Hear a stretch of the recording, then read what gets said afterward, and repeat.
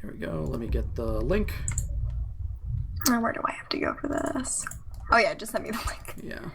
Make my life easier, please.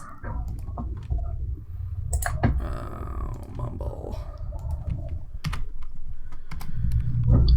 There you go.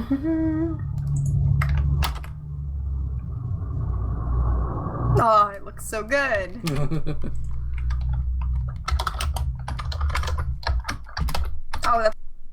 Oh, that's What? a problem. What? A caps lock was on when No, that happened to me too. That's why.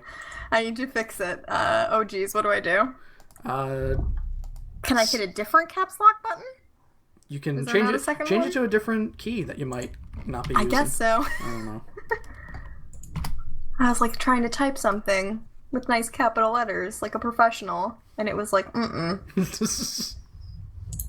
settings. You can hold shift the entire time. I would prefer not to. Don't blame you. Okay, so change that to that. Oh, let me tweet out the link, I guess, too. Yeah. Okay. F1 is good.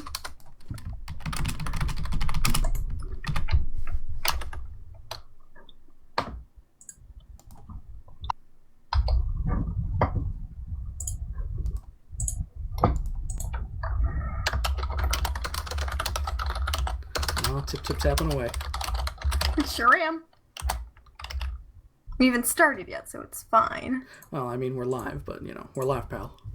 Do you want me to pop it on the podcast Twitter as well? Yeah, if you want. Like I said, I Alright. linked it to... I can tweet from all 3 of my main accounts at once. There you go. Perfect. Is that how you ended up retweeting my one tweet, like, instantly?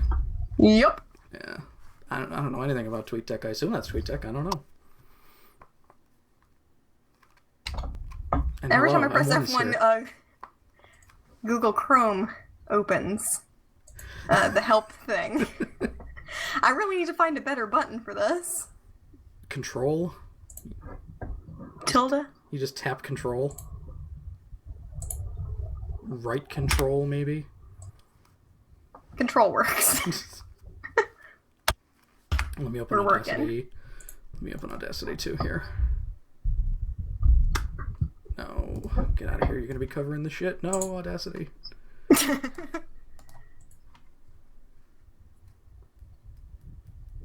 Off to the smoothest start. Do you have, like, the book in your lap right now? It's in my hands here. Just Like, true dad style? Like, I'm gonna read you a story. It's really... My sister. It's not, like, a big enough book to do that, so... Also, how big is it? Is it, like, comic book size? No, it's a bit bigger than a comic book. I looked into it. It's 72 pages, but the text is pretty big. Do you remember how big my Mary-Kate and Ashley book was? No idea, Chris. I have no fucking clue. I had something called the Cool Club or something. It was a Mary-Kate and Ashley novel. Because I'm the coolest person in the universe. Wonderful. I only owned one of those, and I think it was the 4th one or something. I had a bad habit when I was young of getting not the first book in a series. Well, here we go. This is literally, as we see on the image here, Jewels in the Dark, number 1. Did we start Audacity yet? No, we didn't start Audacity yet. Okay, just checking. Why am I using my? Am I using my broadcast voice? I'm just saying we have some good content going. Oh, the stream's buffering. That bodes well. Oh, good. Well, for you. For me, it seems fine. No, I don't have to listen to it, so... I'm going to be looking at the chat here, too, because I see, how do we not have a Yeti GIF? I did. I didn't see one. I googled gem GIF, and just got what I could. Gem GIF sounds... It really does not roll off the tongue well. No. Let me go ahead and add one of the ones that I found. Because I saved a stupid amount of them. That right in the corner over here. I feel like I'm still not totally satisfied with, like, all the white. Fuck it. And I went to art school, so of course I'm not satisfied. Oh, yeah. Anyway, let me get out. Oh, jeez. Pizzazz got really romantic for a second there. No, she's tossing Gem aside. Alright. She looked like she was pulling her in for a kiss first. All I right. assume that's from Designing Woman. Yes, of course. The music video where Jem isn't even there, but she shows up for that. She doesn't go into the store with Shayna and Ashley. Pizzazz conjures her with her hatred. With her mind powers. Yes, of course. I need someone to harass that I care about more than these other people. Alright, well, I'm ready to start if you are. Yeah, I'm good. So, I guess we're only recording on Audacity then, and this here, I assume. So this, for a little posterity and prosperity here. So, you know how it goes. Count it in. 3, 2, 1, start Audacity. I'd just with my eyeballs check to see whether or not I have the microphone setting correct. I did. Good to know. Alright. Hill. Welcome, ladies and gentlemen. This is a CWTA Pod soiree, or Can We Read Adventure.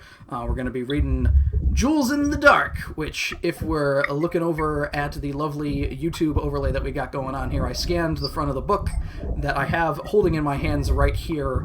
Look at that garbage art.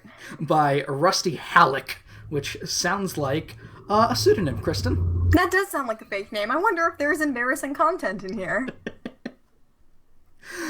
My name is Joe. I am, as Kristen wrote here, Captain of Your Fate / God, which I'll take that. I am steering the wheel of your fate. I'm Kristen. I don't have a book. And we're playing to a crowd of 2 right now, which I'm fine with that. So I see 4 watching now in my window. You and me, Kristen, count as 2. That's us. Whatever. So thank you if you're joining us live here, and if you're not, fuck it, whatever. So I definitely had friends that said they were going to, so hey, Madeline, where are you? Anyway, alright, so I'm going to open up the book here. We got on the first page, Kristen, a helm. The spotlight is on you. You are off to a good start. Me, Jem. I'm Jem. You are Jem. Wait, but if I'm Jem... Who Jerica? Who Jerica? You are Jem, the hottest rock star around. You and your group, comma the holograms, shot to the top of the rock charts, and that's just where you have stayed. Hyphen, on top. But as famous as you are, almost no one knows your secret. Hi there, truck. How's it going?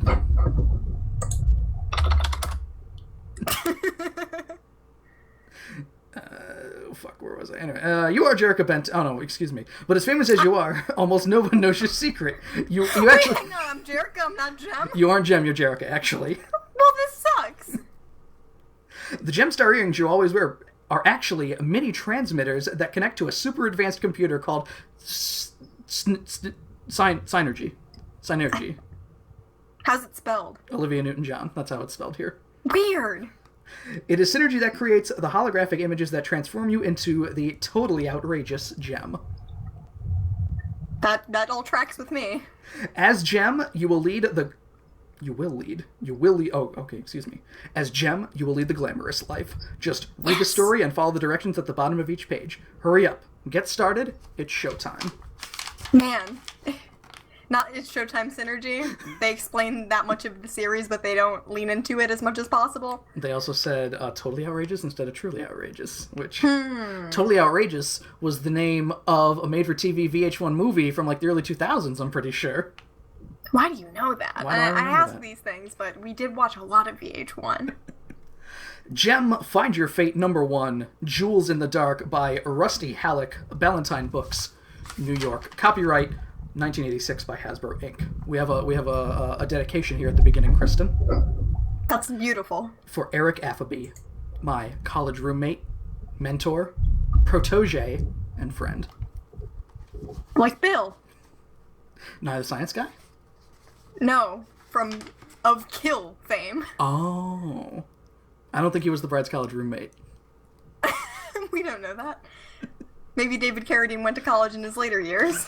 It's an admirable thing for a guy to do. Hey, I can't wait for Kill Bill the college years. The prequel. Alright, Jem, Jewels in the Dark. Here we go, page 1. I'm ready to get Jem killed. The noise heard inside the Hard Rock Cafe is deafening, but who cares? Oh, hang on, that's already a thing. Is that Is there a trademark? It is capitalized right here, so... It is the Okay, Hard hang Rock on. What year is this book from? 86. 1 second. What's my mute button? I forgot. Left control, I think. Oh, there you go. You're gone. So.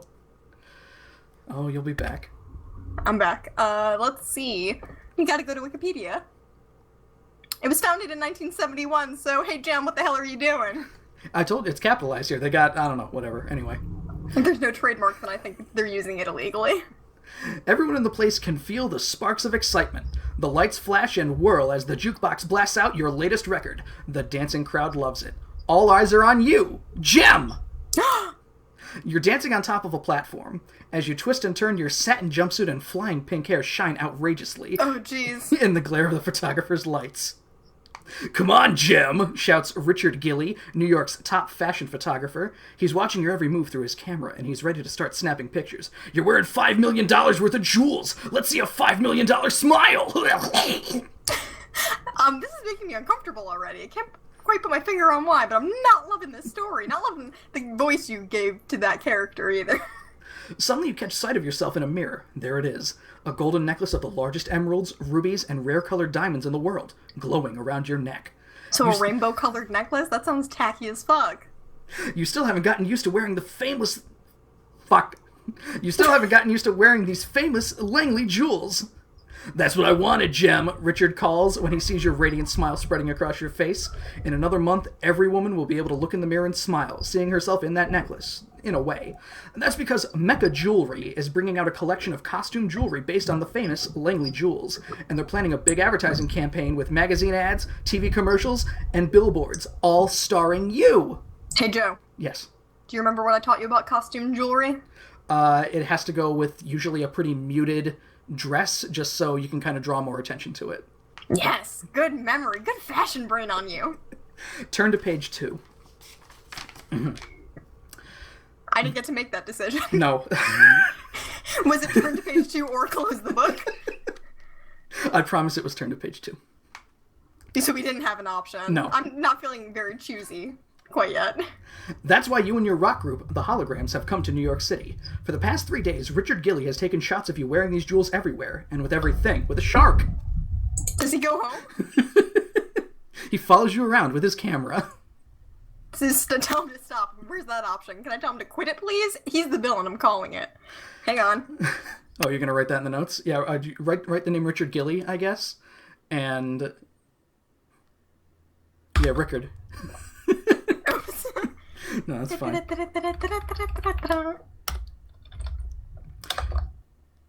You wore them with a fine fur coat, riding in a horse-drawn carriage in Central Park.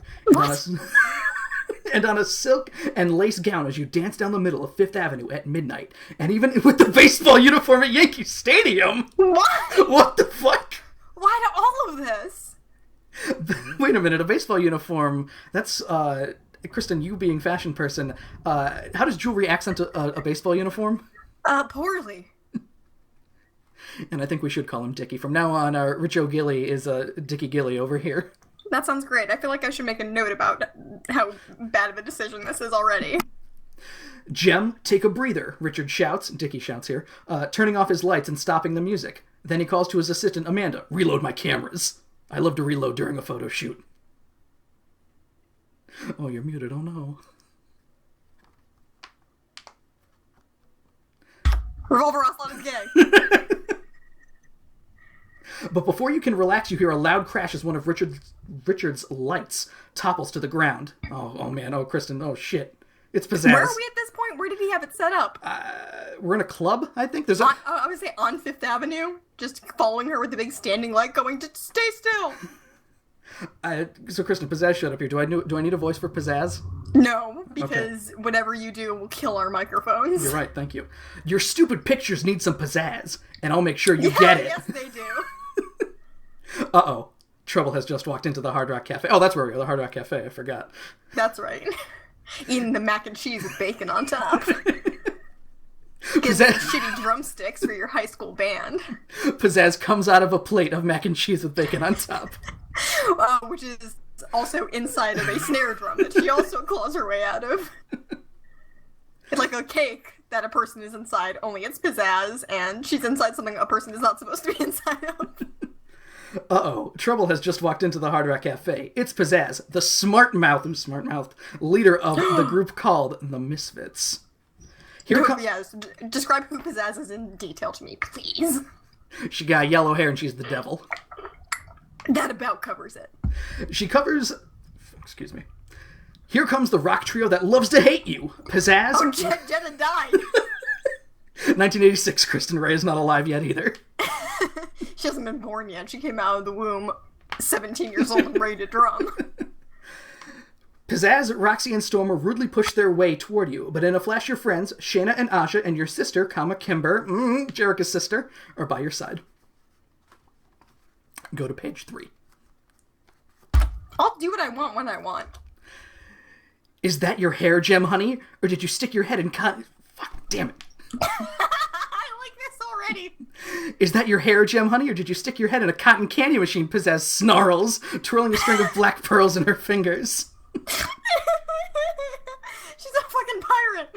Oh, I love it. What are you doing here, Pizzazz? Shayna asks angrily. Groundhog Day is 6 months away. What does that mean?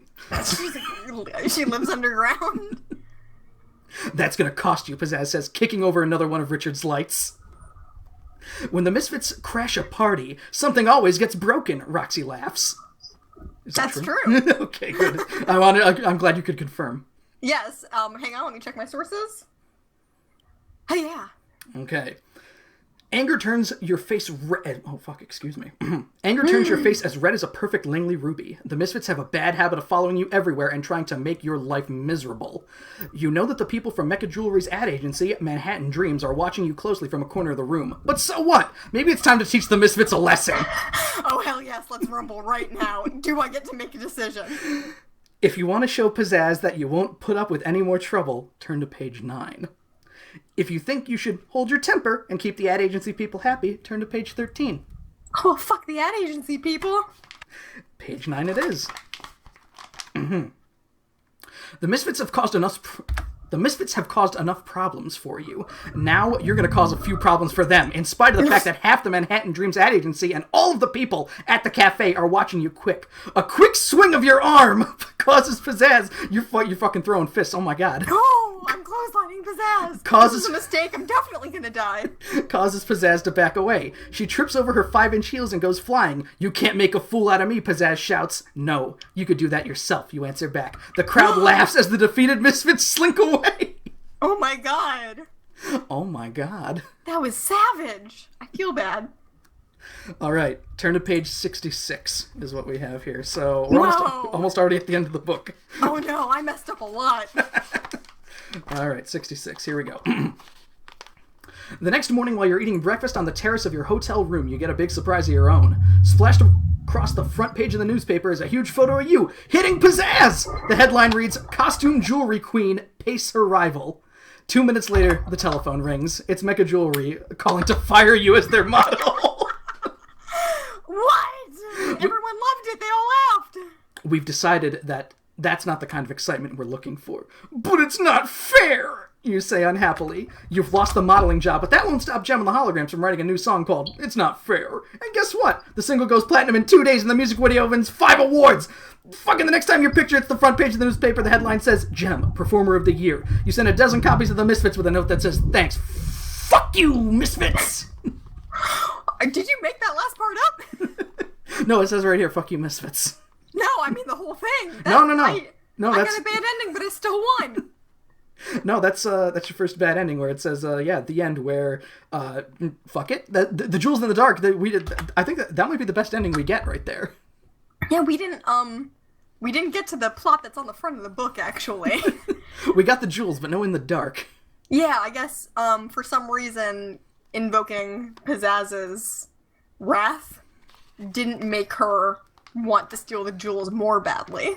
Alright, so I guess we have to go back to page 3 here and go to page 13. So, let me, every time we hit a bad end here, I'm going to add a GIF. So, let me go ahead and add a nice one here for our very first, if only we had one of Pizzazz getting punched in the face.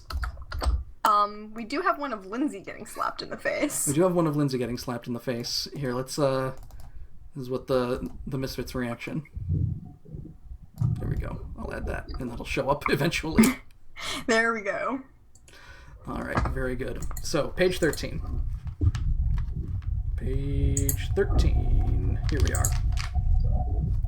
If you blow your top at pizzazz, you just might be blowing your job, too. This is not the time or place to teach the Misfits anything. Come on, you say, turning you back to the Misfits. We've got work to do. Then the Hard Rock's bouncer shows Pizzazz to the front door and slams it shut with a bang. So there we go. This man who was clearly a chef came and took Pizzazz out, just got her out of there. Of course, as per usual. Joe. Yes. I'm going to need you to scroll down on the Google Doc. Oh, excuse me. My B. I thought it would have done that automatically. You know what I did too?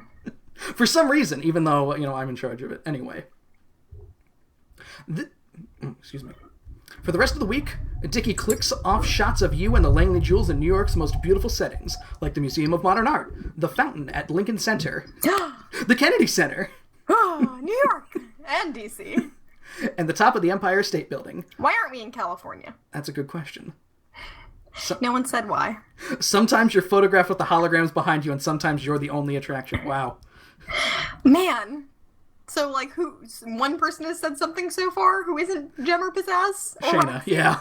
Just Shayna. Huh. Okay, so Kimber is just still I'm enjoying myself too. Finally, Saturday night comes, the night of the big publicity party. You arrive dressed in an exquisite evening gown with hand-sewn pearls. Around your neck, as always, are the priceless Langley Jewels. Just as a tall man wearing a white tuxedo... Oh, shit, tuxedo mask! Wait a minute, he has a black tuxedo. No, what was the white tuxedo mask?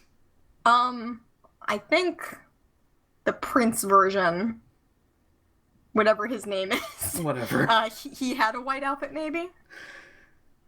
The man in the white tuxedo steps to the microphone to introduce you. A hand in an arm-length leopard skin glove pushes you away. Okay, there we go. I wonder who that belongs to. Only one person would come to this affair with gloves like that. Pizzazz. Rude. Also, no, 3 people would. It's all of the Misfits. We're the Misfits, she says loudly into the microphone, and we have an announcement. Listen! Turn to page 18. Page 18. It's just like the Misfits to crash an important party like this.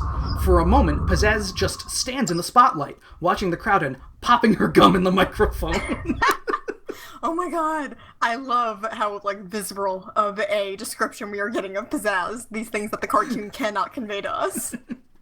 You think Jem's really hot, don't you? Well, I got some news for you. She's gonna steal the Langley Jewels and keep them for herself. So watch her. Whoa. Tension. See, that's weird because we're doing this from Jem's perspective, and I haven't been told that we have that plan yet. Then she tosses the mic aside with a crash and walks off the stage. The audience is stunned into silence. You're really twisted, you say, nose to nose with Pizzazz in the doorway. Oh, you're gonna kiss. Oh my god. But Pizzazz only laughs as the police drag her and the other Misfits out of the hotel. I love this. Those girls could ruin a skunk's reputation, says a voice behind you. When you turn around, there's the handsome face of David Michael Springer, the only pop star with as many records on the charts as you this year. Okay, David Michael Springer, I think that's important. Forget the Misfits, says David Michael. My band and I are starting a new world tour tomorrow. Why don't you come with me? We can tour together, David Michael Springer and the boys. Jem and George Michael. All right, Kristen, if you want to tour with Springer, turn to page 68. If you want to stay in New York City and promote the Langley Jewels, turn to page 25. Well, gosh. I wonder. I have a slight issue with this book so far, Joe. I think they're kind of putting red flags directly over what the bad decision is.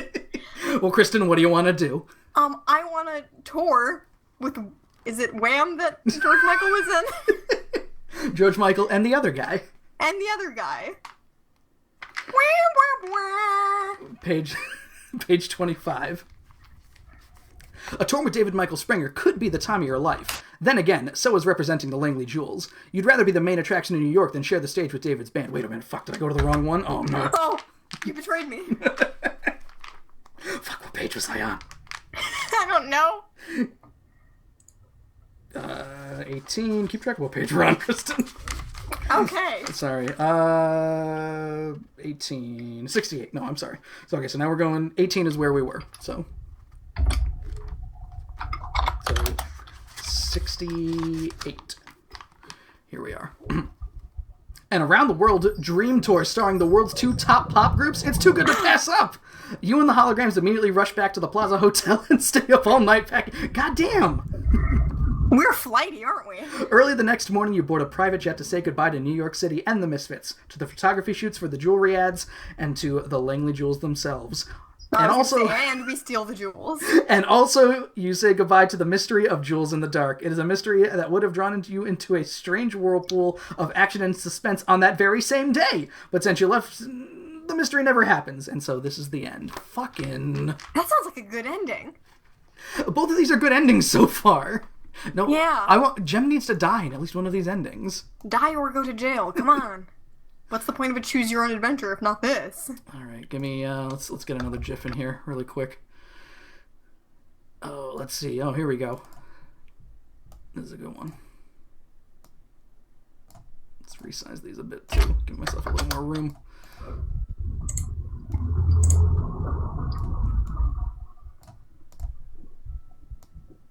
There we go.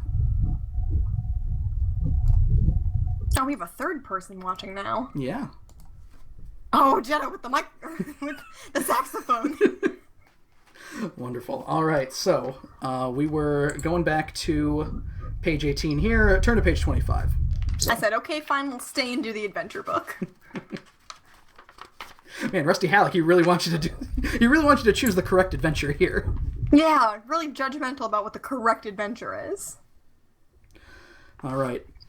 A tour with David Michael Springer could be the time of your life. Then again, so is representing the Langley Jewels. You'd rather be the main attraction in New York than share the stage with David's bands. Maybe next time, you tell him. Then you disappear into the party to give interviews. Late the next afternoon, you're thinking about the party and missing Rio, the special guy in your life. I'm not, though. The special guy in Jerica's life. Yes, that also. I wish Rio had been there, you tell your sister Kimber, Jerica's sister Kimber. He would have loved it. But he's still tied up in L.A. trying to get our next album mixed, trying to set up the lights. He's tangled up in all the light cords. He can't get out. We had to leave him there. He's cutting his arm off. Hey, Kimber, aren't you listening? You say suddenly. Where are you? On tour with David Michael Springer, she answers dreamily. What the hell? Come back, Kimber. Let her dream, you decide. After all, it's nice to be left alone in your own little dream world for a while. You're enjoying just being yourself for a change. Jem's other half, Jerica Benton.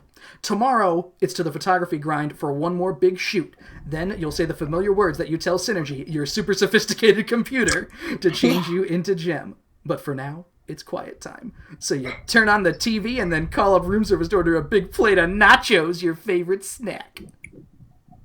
Joe, it really does sound like you're faking half of this.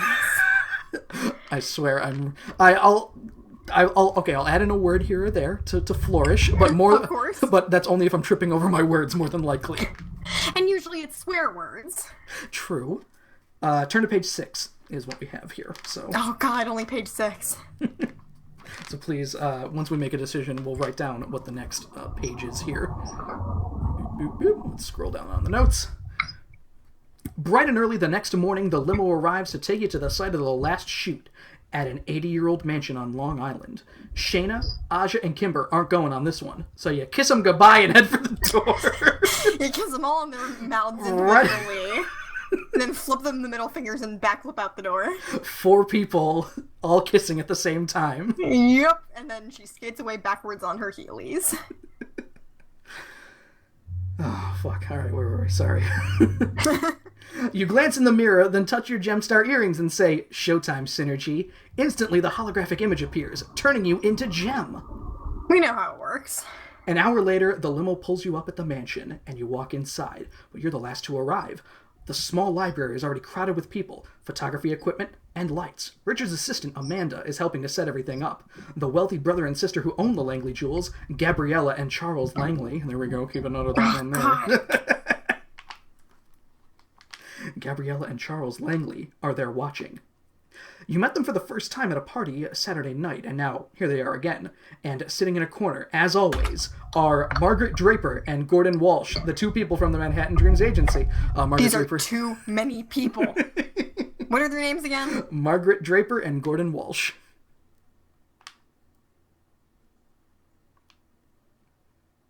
Okay, team, Richard shouts, calling for everyone's attention. I've got enough lights in here to make the little room hotter than an oven. The faster we do this, the faster we get it. You see, here's the problem. If Rio were here, he knows how to... He knows cool lights, Kristen. He knows how to make... This amateur is going to easy bake all of our asses. Turn to page 21. 21. Amanda powders down your makeup, and then Richard adds the final touch, the heavy jewels. Yeah, with the makeup on the hologram. Oh, fuck. No, I don't want to get into this discussion again. The 10 matchless rubies in the necklace gleam against a green silk blouse that falls over the top of your black Toreador pants. Okay, all right, Kristen, silk blouse and Toreador pants? 80s. 80s, okay. Any silk blouse and having on top of that a gigantic statement necklace is just pissing me off. My fashion blood is a-boiling. Richard places you against a wall of leather-bound books while Amanda draws the heavy velvet drapes across the floor-to-ceiling windows of the library. Let's go for it, Richard says, flipping a switch, turning on all of his spotlights. The bright lights suddenly come on, and there's a popping sound. Suddenly, the room is totally black! Did you maybe... overload the breaker, you dumbass, of this 80-year-old mansion? Rats, I blew a fuse, Richard says. Come on, Amanda, where are you? Open the drapes so we can see. For some reason, the drapes don't open immediately, but you don't need eyes to sense that someone is standing near you in the dark. In fact, you could feel a warm breath on your face.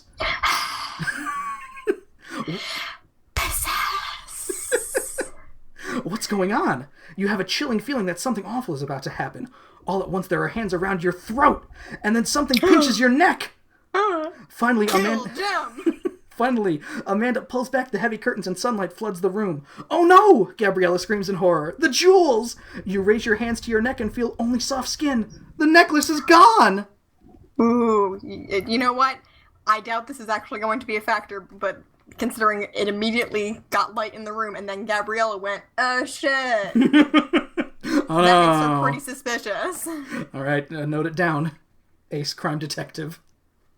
So turn to page 38. That's where we're going. 38. Here we are. While the lights were out, the jewels disappeared. Charles Langley, his face pale as ivory, locks the library door. No one leaves this room, he shouts. He pounds on the door and orders the servants to call for the police. You're bleeding, Amanda says, wiping a drop of blood off your neck. Drops of real blood where before there were blood-red rubies. You can't speak. Can this really be happening? Someone cut Jem's throat? That's extreme. Turn to page 26. So this thing is bringing you forwards and backwards? Yeah, that's how a Choose Your Own Adventure book works. That seems counterintuitive. We've made every single decision so far. Why can't it just go in order? A half hour later, Charles lets a Lieutenant Henderson into the locked room. For hours, he takes statements from each of you. Then, one by one, you, Amanda, Gabriella, and Margaret are taken to another part of the mansion to be searched by one of the women police officers. Oh, God. It's very nice of them. Richard, Charles, and Gordon are searched by the lieutenant himself. To everyone's surprise, the police find nothing on any of the suspects or in the room. No one went in or out of the library, but the jewels take a hike, the police officer says. Unbelievable. But I can't hold any of you beautiful people tonight. But I'm watching you. We'll talk again real soon. So someone ate them, right? Turn to page 4. Pizzazz unhinged her jaw and just ate Jem, and that's how it works. Absolutely. Can I make a goddamn decision? We've been doing a lot of this here. All right. Would love to. Page 4. Back at the hotel, you... Hello, truck? Ahem. Back at the hotel, your three friends already know the bad news about the Langley jewels. They're watching the 11 o'clock TV reports, and just as you walk in, Eric Raymond's face pops up on the screen. He's the snake who's supposed to be your partner, but he's promoting the Misfits instead. That's not exactly how that works, but... Not really how that works, no. Are you saying that Jem is capable of stealing the Langley jewels? The TV reporter asks Eric. Everyone thinks Jem is Miss Goody Two-Shoes, Eric says to the camera. But I know she's capable of anything. Absolutely anything. True. That's actually the truth. Considering Synergy is an advanced supercomputer that can, with limitless possibilities, can do literally anything. Eric is 100% right, just not for the liar reasons that he is coming up with. How could that lowlife say those things? You shout. Then the news anchorman comes back on. On Saturday night, Pizzazz of the Misfits accused Jem of planning to steal the jewels, and now the necklace is missing. We'll have the full report on these messages. When the news is finally over, you know one thing for sure. Everybody in New York, even the police, think you stole the Langley jewels. So you're going to have to solve this mystery yourself. But can you do it alone? 2 baseless accusations, and everyone is turned against you. All right, Kristen, here we go. Here's one where I don't think we have an amazingly obvious decision. Ooh. If you want to look for the jewel thief yourself, turn to page 14. If you want to hire a private detective to help you, turn to page 32. Ooh, this is tricky. What do you think the wrong decision is? I'd say looking for it yourself, but I don't know. I don't know. Maybe it's one of those things where, like, well, Jem can do anything, so yes, she should look for them herself. Instead of the logical thing of, Jem's not a detective. Yeah, she should hire a private detective. But I'm not sure. What would the book want us to think? Let's throw it to the audience here and see what they want. What do you guys think? Trust no one. There we go. That's it. Jem is going by herself. Here we go. Page 14. Page 14. Here we are. There we go. And I see, yes, a detective is in on it. I agree, Drac. The detective is definitely in on it. So, okay, so you're going to solve the mystery of the jewels in the dark by yourself. But first, you've got to cool out, and you do that best in a hot bath. Oh, wow. Sounds great. Oh, let's get steamy. This is turning into the beginning of the Cutie Honey movie. This is a sexy book. It sure is. Oh no. What is the rating on this book? What's the ESRB rating on this book? Jerica, we're sisters, and you know I love you, but, Kimber says, looking in the bathroom mirror, because she can't look at her naked sister, probably. This is probably for the best. How can you stand to eat pizza in a bubble bath? What the hell is going on in this goddamn book? And who is Kimber to suddenly be judge, jury, and executioner on what people can do and eat at the same time? It helps me. Yeah, well, Kimber, you shove cannolis up your nose while you're at the park. It helps me think, you say, letting your shoulders slip under the suds, sinking your teeth into your second slice. That's not a tub. It qualifies as a pool, Shayna says, stealing a sip from your can of diet soda. Everyone's just hanging out while Jim's in the bath? By the time you and the holograms have finished the pizza, you're ready to map out a plan of attack. Let's make a list of all the suspects who were there when the necklace was stolen, Kimber says. She writes, Richard on the mirror with lipstick. Okay. Like, pens and papers exist. With lipstick, too. That might be expensive lipstick. Right. They're rich, so they don't care. Dickie has potential, you say. He's been grumbling all week about not getting paid enough for this assignment. I wonder. Let me scroll down a bit here, too. Well, maybe he made sure the fuse blew out when the lights went out, Aja says, turning out the lights in the bathroom with a laugh. Oh, there we go. Okay. I was like, what is Aja doing? Turning what? Huh? Let's make some mood lighting. I mean, while you're there in the bathtub and everything. Kristen, note page 4, please, because just in case we need to go back. I did. Okay, all right, okay. Well, okay, that's the 4, excuse me. Yes. All right. Turn to page 27. 27. Turn on those lights, you tell Aja from your bubble bath. This is not the time for games. You've got to think. Shayna did it. No, Aja did it. Oh, I thought you said Shayna did it. No, Aja did it. Turn on those lights, you tell Aja from your bubble bath. This is not the time for games. You've got to think. Could Richard really be the thief? The mansion lights were only out for a minute, you say. Richard would have to be a track star with a cat's eyes to grab the jewels and get back to his camera that quickly. That is very possible in this series. Kimber writes Amanda on the mirror. Don't forget, I caught her stealing your lip gloss last week, Kimber says. Oh, Amanda's steals from her mom's purse. There we go. Yeah. There. Yeah. Hi, I'm Amanda, and I steal from my mom's purse. There we go. No, you haven't forgotten. And you haven't forgotten that it took Amanda a long time to open the drapes to let the light in. What was she doing before that? Next, Kimber writes down the ad agency people, Margaret Draper and Gordon Walsh. They were very upset by the robbery, you tell your friends. Maybe they were faking it. Shayna... What note should I put for them? Shayna draws question marks by their names to put question marks after them, I guess. You can add the Langleys to the list, you say, but why would they steal their own jewels? And last... It's not stealing if they belong to them. I'm not even writing that down. And last and definitely least, Kimber says, writing the Misfits on the mirror. I thought she was going to say, like, last and least suspectful, Gem. The Misfits weren't there. The Misfits weren't even there, you laugh. I don't care if they weren't in the room, Aja says. They're on the top of my list, so... Okay, you guys. Aja with big detective sense here. 29. Later that night, you can't sleep. You stand at a window of your hotel suite looking down on New York City. If the crowds of reporters and curious fans waiting outside the Plaza Hotel could see you, you'd look like a sad Christmas tree angel. What the fuck? Chilly in your flowing blue nightgown and robe. A few days ago, Manhattan had gone gem crazy. Now all anyone wants to know is, are you the thief? Before turning out... they're jewel crazy. Who will save your soul? That joke again. Before turning out the lights and going to bed, you look at the lipstick list on the bathroom mirror. Still there. People probably had to do their makeup and stuff, so, whatever. Someone on that list stole the priceless necklace. Worse than that, he or she stole your priceless reputation.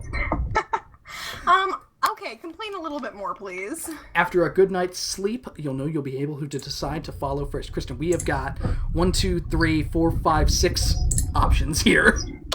Oh, Jesus. Hang on 1 second. I'm doing something funny in this Google Doc. I'm hanging tough. Just 1 second. Okay. Are you gonna enter in a Boom, picture? there he is. Oh, there he is. There's Kermie. Okay, what page are we on? Here are the options, Kristen. What page? We're on 29 right now. 29 is where we are. Okay. If you want to follow Richard, the photographer, turn to page 62. If you want to follow Amanda, turn to page 37. If you want to follow the ad agency people, turn to page 63.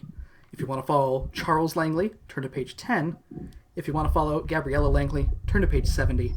If you want to follow the Misfits, turn to page 5. Yikes-a-rooney. I don't trust that lip gloss stealing bitch. So we're gonna follow Amanda. 37 is where we're going then. Page 37. Early the next morning, you and Kimber are waiting outside Amanda's apartment building. Without the holographic images supplied by Synergy, you and Kimber look like ordinary girls. Kimber looks the same, though! Yeah, Kimber always just looks like Kim. Is that a dig on Kimber? Kimber, of course very, it is. very homely. Oh, of course. It's like in A League of Their Own. There's the one that they say is ugly, so when they're doing the TV spot for the baseball team, they film her from very far away. I don't think I've ever seen that movie. It's on Netflix, or at least it was when I watched it, so... I've been meaning to actually watch it again. It's a good movie. If I ever saw it all the way through the first time. I remember the very long peeing scene. Yep, that's... well, that was the one that was mentioned in I Love the 80s? 90s? Was it either on the early 90s? I think it was 88, maybe, if I could guess. And I remember Rosie O'Donnell. Rosie O'Donnell. Maybe 92. What? Fuck it. Doesn't matter. Anyway. Amanda. Kimber's ugly. Amanda. But just to make sure Amanda doesn't recognize you, you're wearing a 1950s disguise! Is there any particular reason why?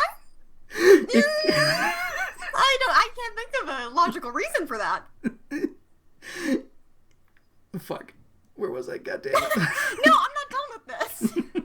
It consists of heart-shaped sunglasses, a yellow trench coat, and a bright flowered scarf tying back your hair. Totally 1950s disguise. Totally, really, really conspicuous. Yeah, first of all, way to stand out further by placing yourself in apparently the 1950s. Second of all, besides the scarf, not really seeing anything too 1950s-y about that. So, again, the fashion just hurts me. Oh shit, how about this, Kristen?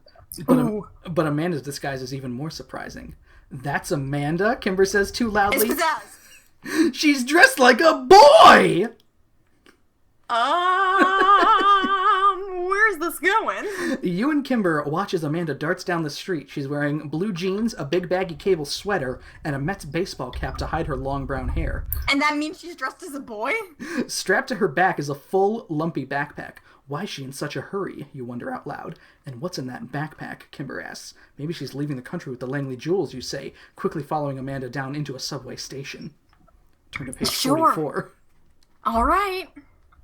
I feel like we're just invading Amanda's privacy now, and I feel bad.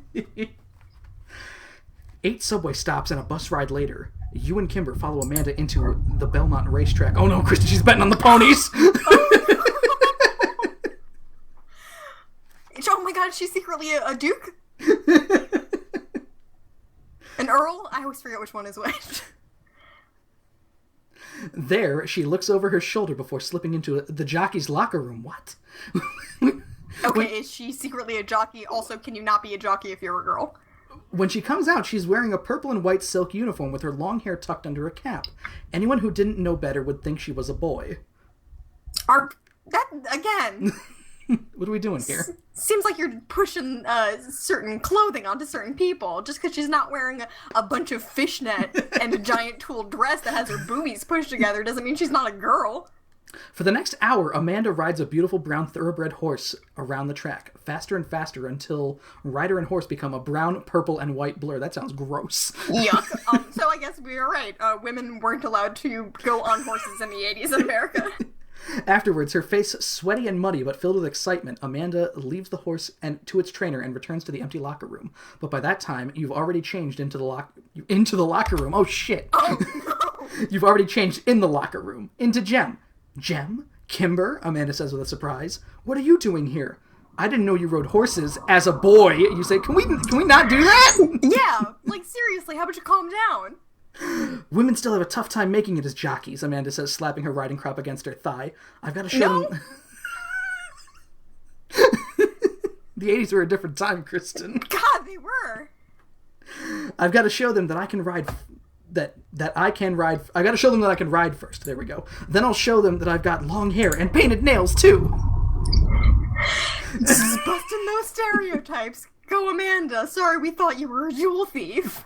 Her hands, like her voice, are shaking. What other secrets are you hiding, Amanda? You ask. Are you a jewel thief? Turn to page 52. Jeez. 52. Here we are. What do you mean? Amanda asks nervously. A couple of days ago, Kimber says, I saw you steal one of Jem's lipsticks. Lip gloss? Lipsticks, whatever. Those are different things. Have you stolen anything else lately, Amanda? Like some jewels? Oh my god. Did you steal a bunch of quarters out of my backpack so you could go buy a Slurpee at 7-Eleven? Fess up. Fuck, where was I? Shit. I hate this. Amanda sits down on the bench next to her pile of clothes. From the pocket of her blue jeans, she removes a tube of lipstick. I know it was wrong to take this, she says, handing it to Jem. I wanted a keepsake of my favorite band. That's all, so I stole your items instead of asked for a fucking autograph! Oh, jeez. Oh, fuck. But I wouldn't steal a ruby necklace. I'm gonna be rich and famous, but I'm gonna earn it myself as a okay, lady. Alright. Sure. Whatever. You smile, putting the lipstick back into Amanda's hand. Keep it. For luck. Obviously... You bitch! Obviously, you've decided you believe Amanda. We'll keep your secret, Kimber says. But if I could ride like that, I'd want people to know who they're watching. Amanda lifts her hat and lets her brown hair fall across her shoulders. Thanks, she says as you leave. Well, if you don't think Amanda did it, who did? Go back to page 29 and choose again. Oh, so we're just going through everything now. Man, the private detective was the wrong decision. Do we want to go back to the private detective, Kristen? See what page that takes us to. What page was it with the detective? 4, was it? I think, yeah. If yes. you want to follow Private Detective, page 32. Oh, no, that's pretty close to the middle. Let's keep following people for, right now. All right. Who should we follow? I say we take the first suggestion we get in the comments. I believe we saw both Richard and the Misfits earlier on here, so I don't know if you wanna coin toss it or anything. Oh no, Charles and the Misfits were the two. Well, the Misfits are probably the correct answer, so let's go with Charles. Charles, it is. All right. Charles was page 10, so page 10 is where we are going.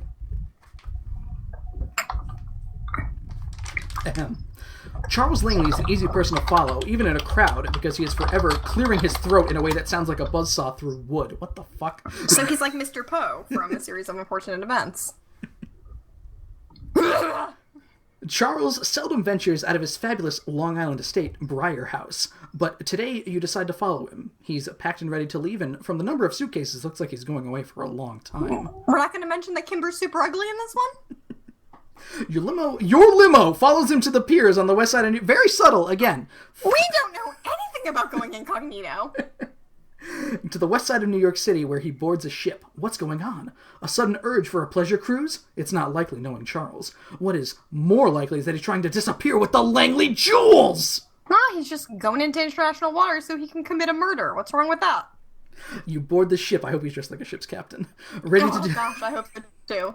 It's the latest style, I heard.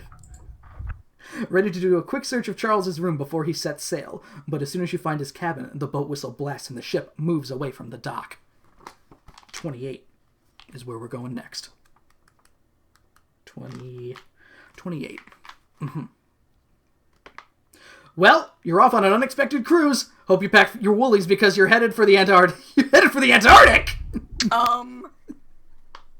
You'll be gone for 6 months. That's plenty of time to search Charles's cabin to find that he didn't steal the Langley jewels, and plenty of time to be driven to near madness by Charles in the way he loves to clear his throat.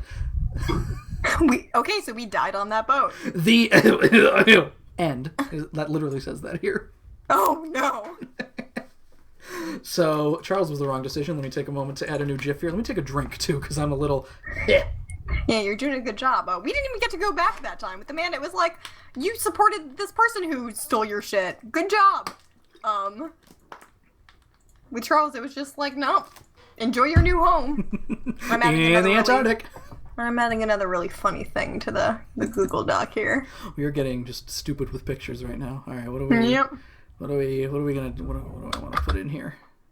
Oh, here we go. Here's a good one for Jim's trip to the Antarctic. I think you're going to want to scroll us down soon. Oh, there we Wonderful. There we are. Perfect. So, all right. What page was the decisions on? It was on 29? 27. 27. It was 29, actually. No, well, I wrote down 27 for some reason. Someone other than the Misfits. Someone other than the Misfits. All right, let's throw it out to the crowd here. And yes, as you can see, the GIF that I added was Jim turning into a surfboard. Perfect. I couldn't find that one earlier, so I'm glad you did.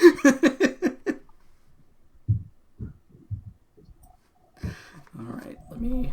Oh, I thought... There we go. Okay, sorry, I had to scroll back up here real quick, too, because we have 9 GIFs on this page currently. Hey, the performance is second to none. Is this a good Twitch layout we got going on here, Kristen? Oh, yeah, definitely. We just need a donation counter. Donate money. It'll make Mario coin noises, and then we can buy more gem shit. Spend $40 more on Gem Choose Your Own Adventure books. Yup, perfect. Who the hell are our other options, anyway? We have Richard... Gabriella... Gabriella, the ad agency people, and the Misfits. Okay. I'm leaning toward Richard. Richard it is. He is page 62. Fuck. Lost it. 62. Here we are. Richard's the target of your investigation today, and you're going after him alone. Spelled Richard wrong again. Rickard. Who's Rickard? Rickard's Game of Thrones? No? Who is Rickard? Rickard's Rapier from Dark Souls. There we go. All right. Anyway, so Richard's the target of your investigation today, and you're going after him alone. If I go as Jem, I won't be able to watch Richard close up, you explain to Aja as you borrow her baby blue jogging suit and push your hair back with a blue and white sweatband. And Kristen, you're currently muted. Here I am. That does sound like something Aja would wear. Yeah, but even Jerica can't get close to him if he doesn't... Billy wants to get in on this podcast. Yeah, but even Jerica can't get close to him if she doesn't know where he is, Aja teases. You pick up the phone and dial a Manhattan Dreams ad agency. When the receptionist answers, you say in a disguised voice, "Dickie Gilly, please!" Dickie Gilly, please. Dickie Gilly, please. The master wants Dickie Gilly. He's out on a shoot, the receptionist says. The master is away. He has many shoots, but this one belongs to me. I'm one of the models he's using today. I'm one of the models he's using today, but... No, you're not. I've lost... You are not. Lost the address of the shoot. You've lost the address of the Statue of Liberty? Says the... Sure did. I'm from California. We're very stupid. Says the stunned voice on the other end of the line. You hang up quickly and say, "See you later, Raja. I'm going sightseeing." Turn to page 23. No one else gets to come? Is Kimber too ugly to come? 23. Your investigation of Richard has taken you to the Statue of Liberty. The area is abuzz with sightseers, but hardly anyone is looking at Miss Liberty. Almost everyone is gawking at Mr. Macho, better known as Lance Pistol. So is there a bad ending where I can have sex with him? Rock Video's Bad Boy has taken over Liberty Island to film his newest video. While the cameras roll, Richard stands off to the side and snaps stills. You'd have to be fast to photograph fast. Whoa! You'd have to be fast to photograph. There we go. Lance Pistol. Otherwise, you'd end up with a lot of shots of him sticking his tongue out at the camera. Great. Oh, fuck. Okay, no, I'm good. Oh, he's dead. Damn it, I was doing so well. It's okay. "Richard!" you say, standing behind him. "Can't talk. Working now," Richard says. Suddenly, he turns to stare at you. Do I know you? I don't recognize you without the giant jewels. "I'm Jerica," you say. "I want to be a model." "You could be a great model," Richard says. "There's something very familiar about you." He takes his card. There's something from very gemly about you. You have the same voice as this pink lady I know. Interesting. Very interesting.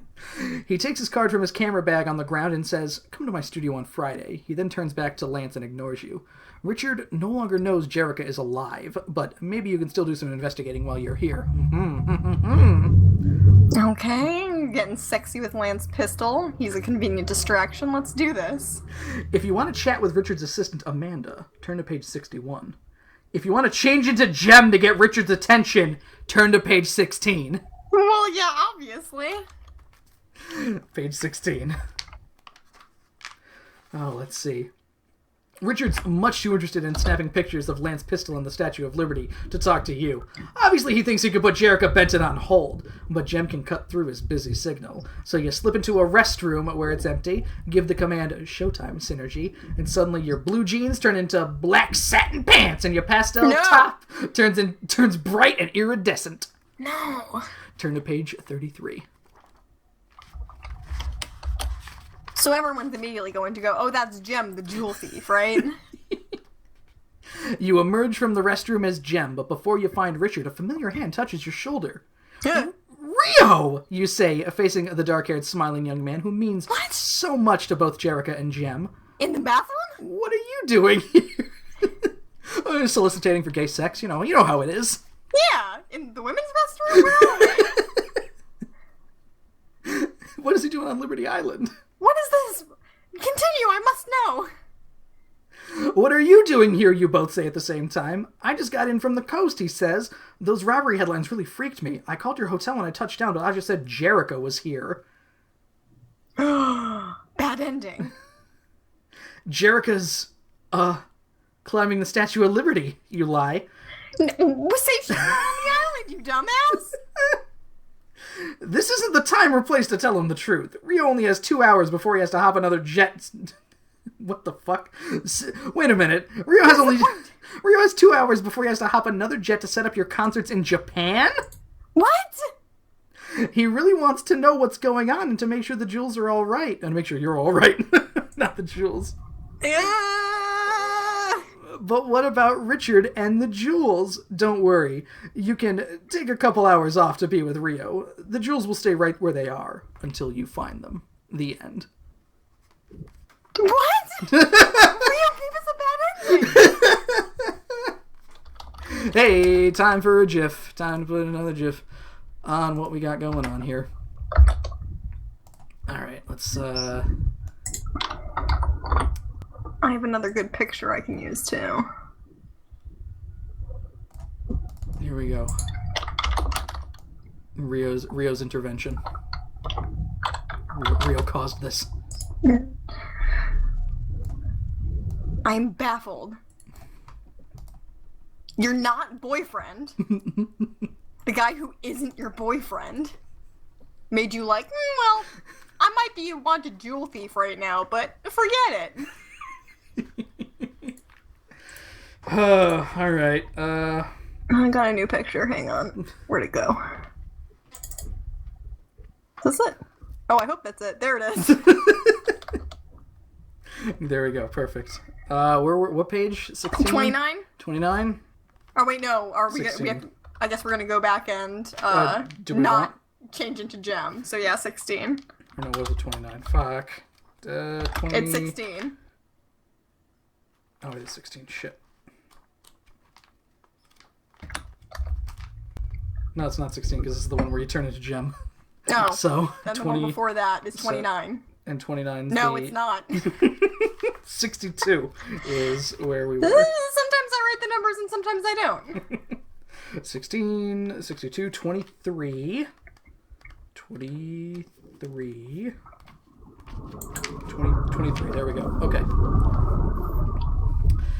We got Jem flipping a table now, and let's see. Do we want to talk to Richard's assistant Amanda, or do we just want to go straight back to 29 or whatever? Let's talk to Amanda. Okay. Are they going to talk about how she looks like a boy? Let's insult her a little bit. 61. It doesn't matter that Richard's too busy taking photos of Lance Pistol to talk to you. In fact, you think it'll actually help your investigation. With all the action around here, who's going to notice, in air quotes, plain old Jericho Benton? Plain. You've decided Amanda, Richard's assistant, is your best bet for easy information. Excuse me. This is so exciting, you gush to Amanda in a whisper when she takes a break. Your job is so exciting. Not as exciting as mine, though. It's hard work, Amanda says. I do everything. Set up the lights and power cords. Wait a minute. Girl Rio! Girl Rio! Ooh, intrigue. Let's see. I do everything. Set up the lights and power cords, load the film, and lens the cameras. All that Richard has to do is click the shutter. Gee, I read in the paper you guys were at a robbery the other night. You say innocently. Let's talk about that big thing. I just happened to hear about it. Yeah, a fuse blew and the lights went out. Too many lights on one circuit, Amanda says without emotion. Excuse me. I made her a little like... Let me scroll down a bit here. Apparently, she doesn't see you circling in for the big question. Was that your fault, you ask? Lights don't go out when I string them, Amanda says. I wasn't responsible that night. Richard laid the power cords. Oh, I said I thought power cords was wrong there, but no, that's right. I thought power cords was like power guitar cord for a second. Just then, Richard calls Amanda back to work. Turn to page 31. 31. While Lance continues his rock and roll waltz with Miss Liberty, Richard captures the action with his motor-driven Nikon. So is Rio not here? Not anymore, I guess. Jeez, he went to the Statue of Liberty, gave up, and left. Meanwhile, you snoop around with Richard's camera bag and spot his appointment book lying on top. You quickly flip through the pages and discover that tonight he's having dinner at the River Cafe at 8 o'clock. It must be a special evening because it's circled in red. He's meeting a prostitute. Oh, no. Gotta get his kicks while he can in the Big Apple. Yeah. Maybe he's meeting his partner in crime or a prostitute. Let it go, Joe. You hurry back to your hotel room to tell the holograms to get dressed in their evening best. To get dressed in their evening best, excuse me. Everyone, the whole girl gang gets to come this time? I don't want to go to a restaurant alone. It'll make me look like a loser. Going out tonight? How? We're taping the Joe Frankel Talk Hour. Excuse me? We'll have to talk fast, you say. Joe Frankel has been in television longer than all of the holograms put together have been alive. Oh my god! Ooh. He's 90! He's old as hell! And he's about as in touch with pop music as Morris the Cat. What? I'm about as in touch with that reference. As Morris the Cat. As Morris the Cat. So he asks a lot of questions like, how does it feel to have funny colored hair? But the four of you look great on camera, all wearing the same dress, but with different colored stockings. Kimber's idea. Great. Fashionista Kimber.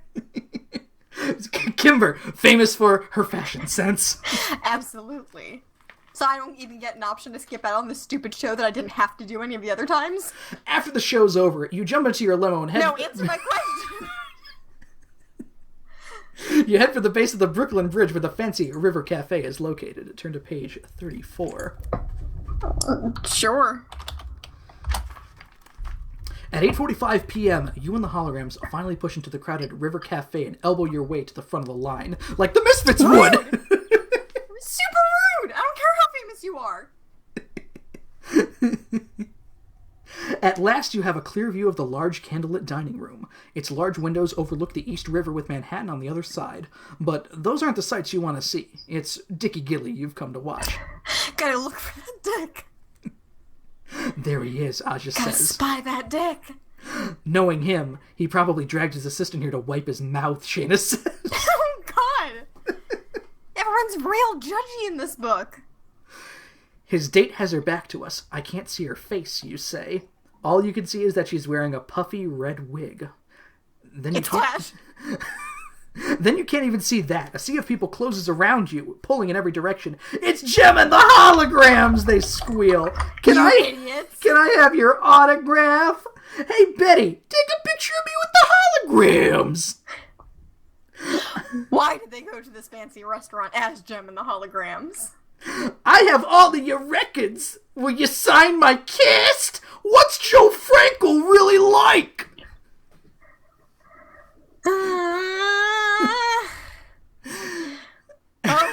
Famous. How does it feel to be popular? It sucks. It feels Makes dynamite. spy work real difficult. It feels like you're exploding via dynamite. If you want to sign autographs, turn to page 54. If you get nervous in crowds, turn to page 60. Well, I get nervous in crowds. Page 60 it is. 60. Here we are. You run out of the River Cafe once your fans start to close in on you. What you've got to say is not for public ears. Fuck off! Leave me alone! Will you hand me, Jem? When you and the holograms are outside, you cry, Richard stole the necklace! Do you have any proof? How did you figure that out? Shayna asks. The whole plan depended on the lights going out, you say, and Amanda told me today that Richard set up the lights himself that night. He must have overloaded the circuits on purpose to make them blow a fuse. But you said Richard was behind his camera. He couldn't have grabbed the necklace unless his arms were 20 feet long, Aja says. Mr. Fantastic.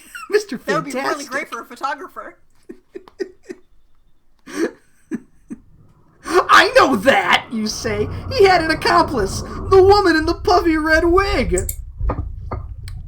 Who is it? Kipper asks eagerly.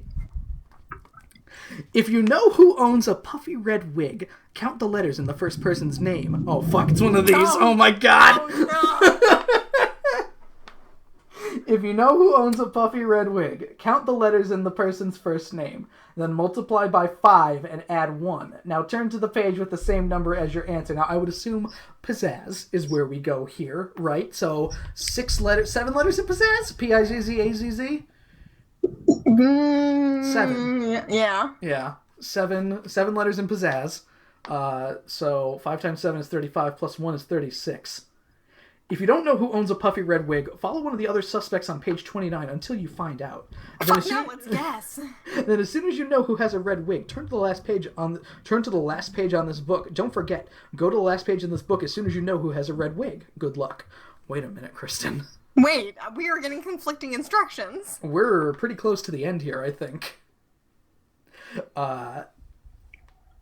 So... do we want to go back to page 29 until we find out who has a red wig, Kristen? I want to guess that it's pizzazz.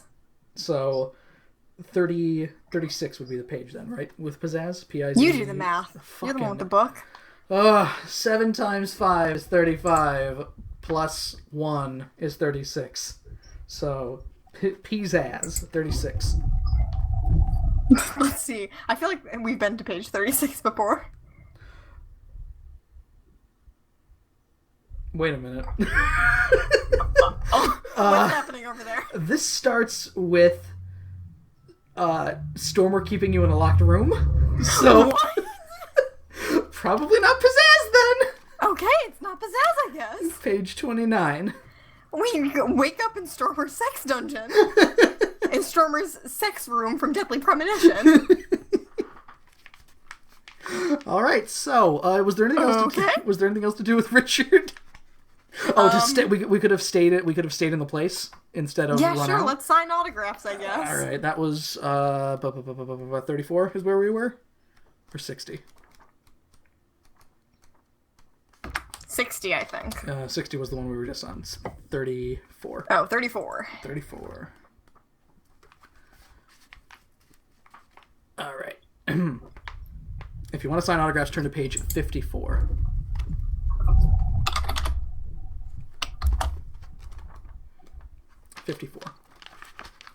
Because your fans are important to you, you sign the autographs, answer the questions, and pose for the pictures. It only takes about 20 minutes, but those are a crucial 20 minutes, because when you finally get free and make a dash for Richard's table, he and his date are gone. He was here. He was here all right, Shayna snorts. I could tell from the $1.25 tip the cheapskate left. Holy shit! Richard and his date must have been the only people in the restaurant who saw us and ran out the other way, you say. Your hand is sore with writer's cramp. Being famous is so hard, I have carpal tunnel.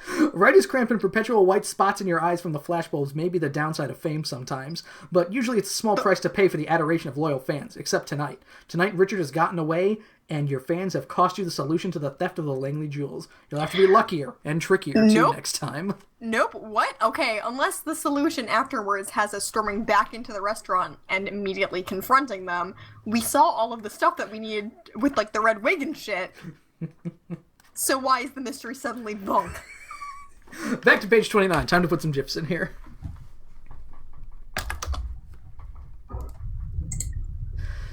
Oh, let's see. So I guess we want to follow the Misfits and get locked in Stormer's love chamber. I really like the sound of that. Yeah, let's do it.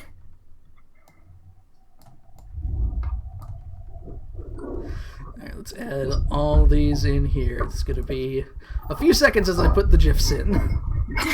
Well, a few necessary seconds. Some very necessary seconds, yes. Fuck. Click the right one. Click the right one. There we go. There we go! Pizzazz looks so good. In her Tron suit. Mm-hmm.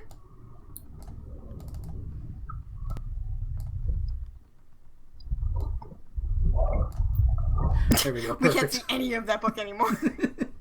Doesn't matter. We can still see Jem's face. It's great. Okay. All right, here we go. Back to 29. If you want to follow the Misfits, turn to page 5.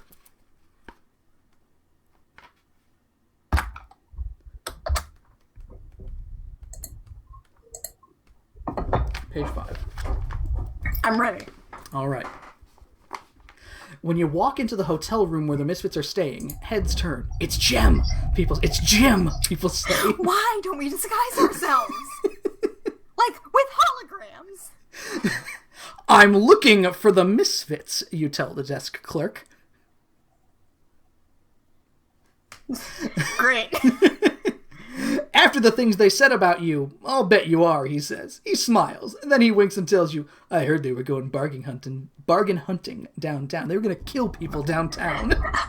Also, that's a lie. What need does Pizzazz have for bargains?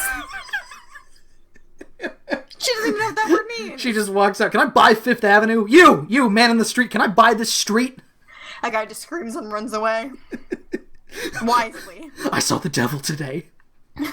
I'm shook.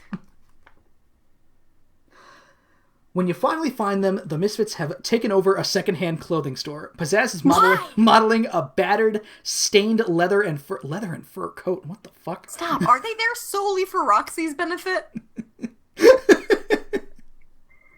She's super poor. Roxy and Storm were like it. Do you think it's me? Pizzazz asked the sales clerk. I don't think that rag is anyone, the clerk says. Sold! Pizzazz says.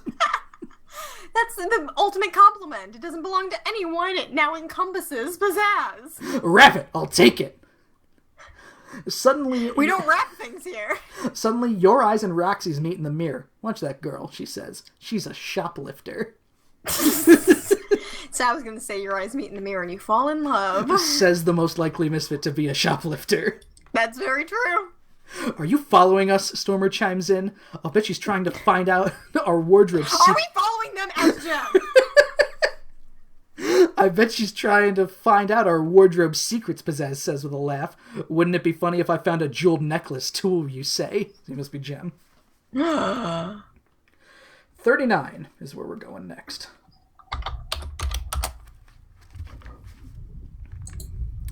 You follow the Misfits out of the store and don't even try to hide the fact that you're on their tail all day.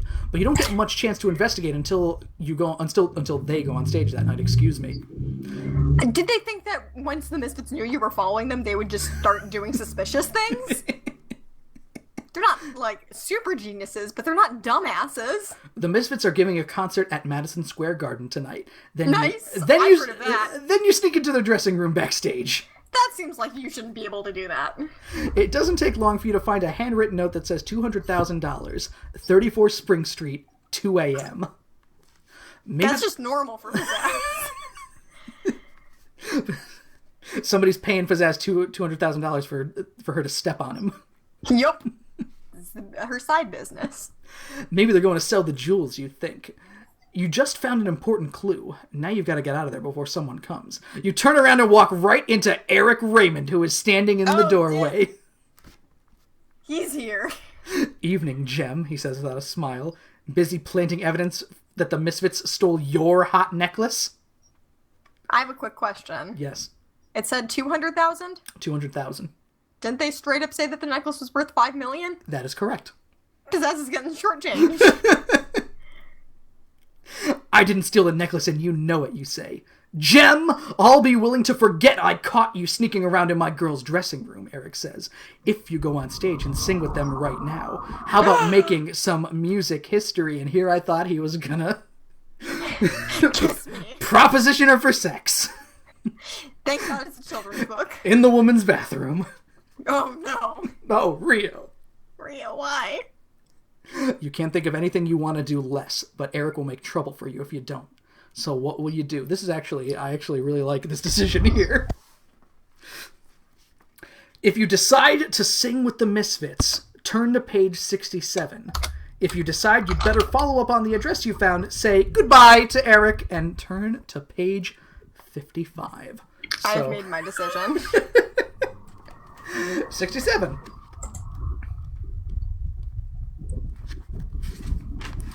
Here we are. Okay.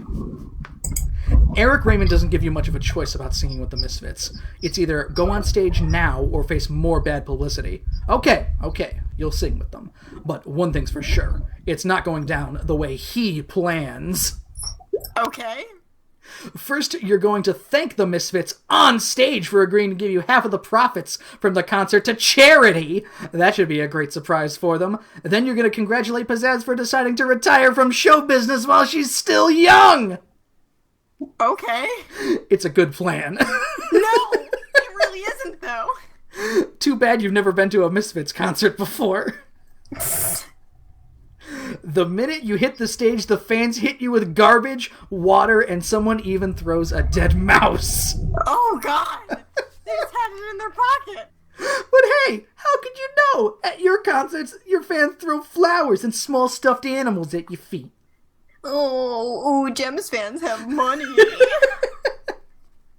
So your plan is a total failure. You'd better get hosed down, take a bath and a shower, change your clothes, and then... eat some pizza.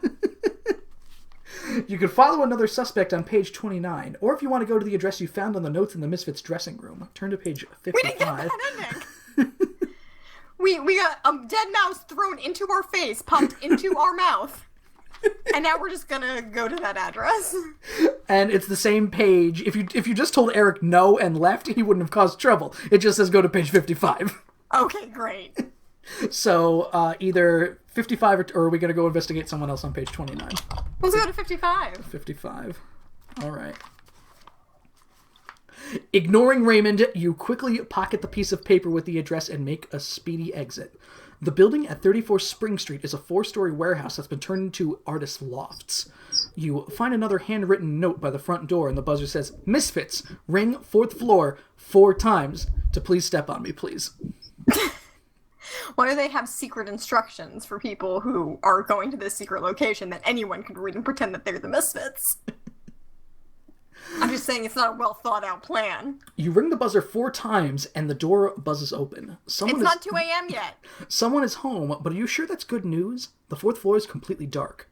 Too dark. You step out of the elevator into the blackness. Alone. Your heart... Again. Must reiterate, you're alone. With your guitar, of course. Of course. You step out of the elevator into the blackness. Your heart pounds and your hands are poised. Karate fashion. Whoa! Okay, great.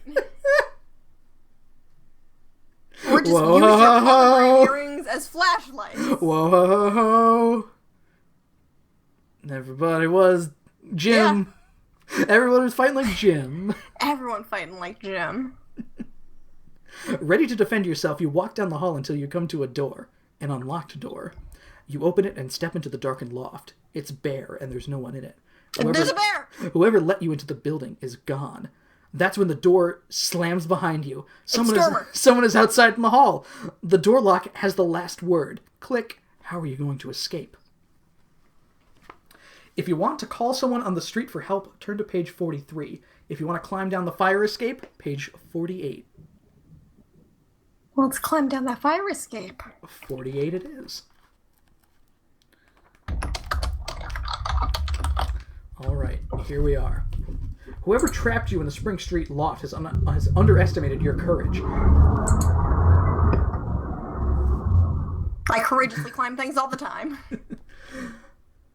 An unlocked window and a rickety fire escape add up to an easy way out. Unfortunately, you have underestimated the fire escape's need for repair. Your foot slips on a bent step and you tumble downward to the ground, hitting your head.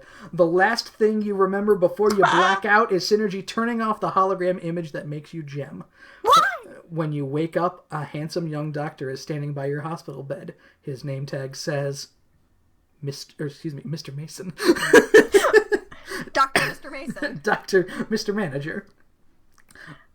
See, I was kind of hoping that after we fell off the fire escape, it would be like Ben in The Walking Dead season 1, where we just get impaled on a bar, and then zombies eat Gem. Where am I, you ask?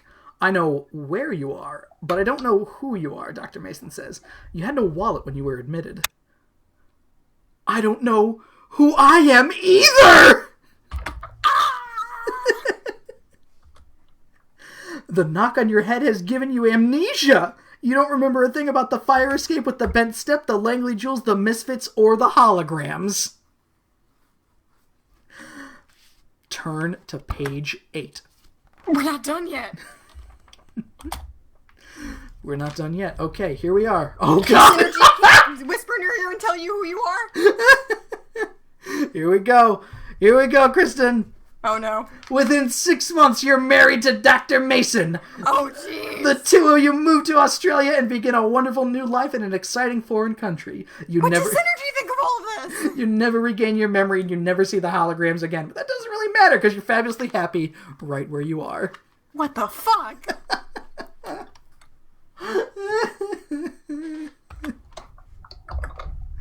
Oh, the end. Oh, and that was Jules in the Dark. Let's add a GIF. What are we missing still? Let me grab here we go. There it is. Let's get that right down. Right there. Right there. Perfect. Perfect. Perfect. Yeah, there we go. Alright, so I guess we're gonna call for help. So what page was that we were on? 55. I forget. 55. Call someone for help. Go to page 43.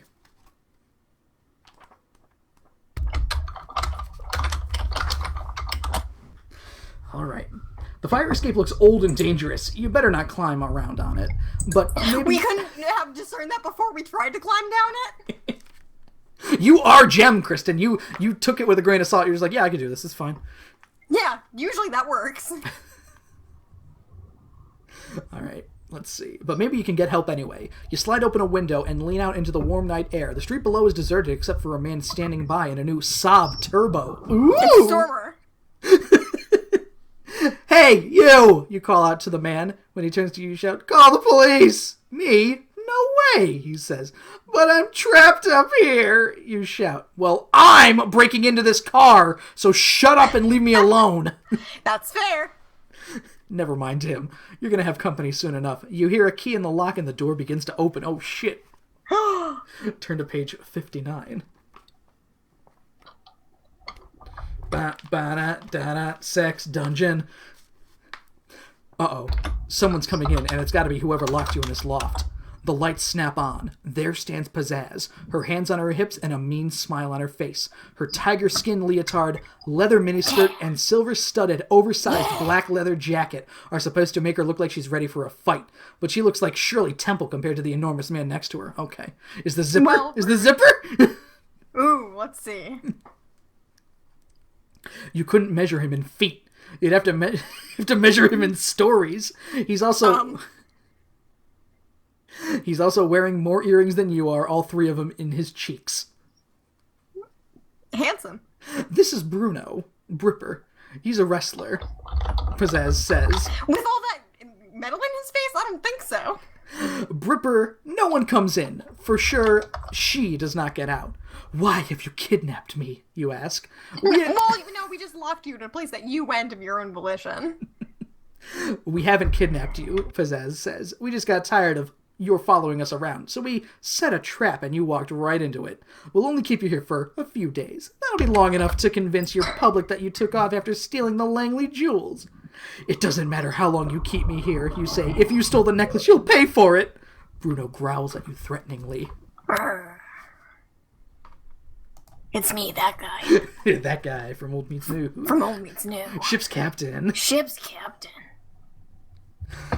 Page 15.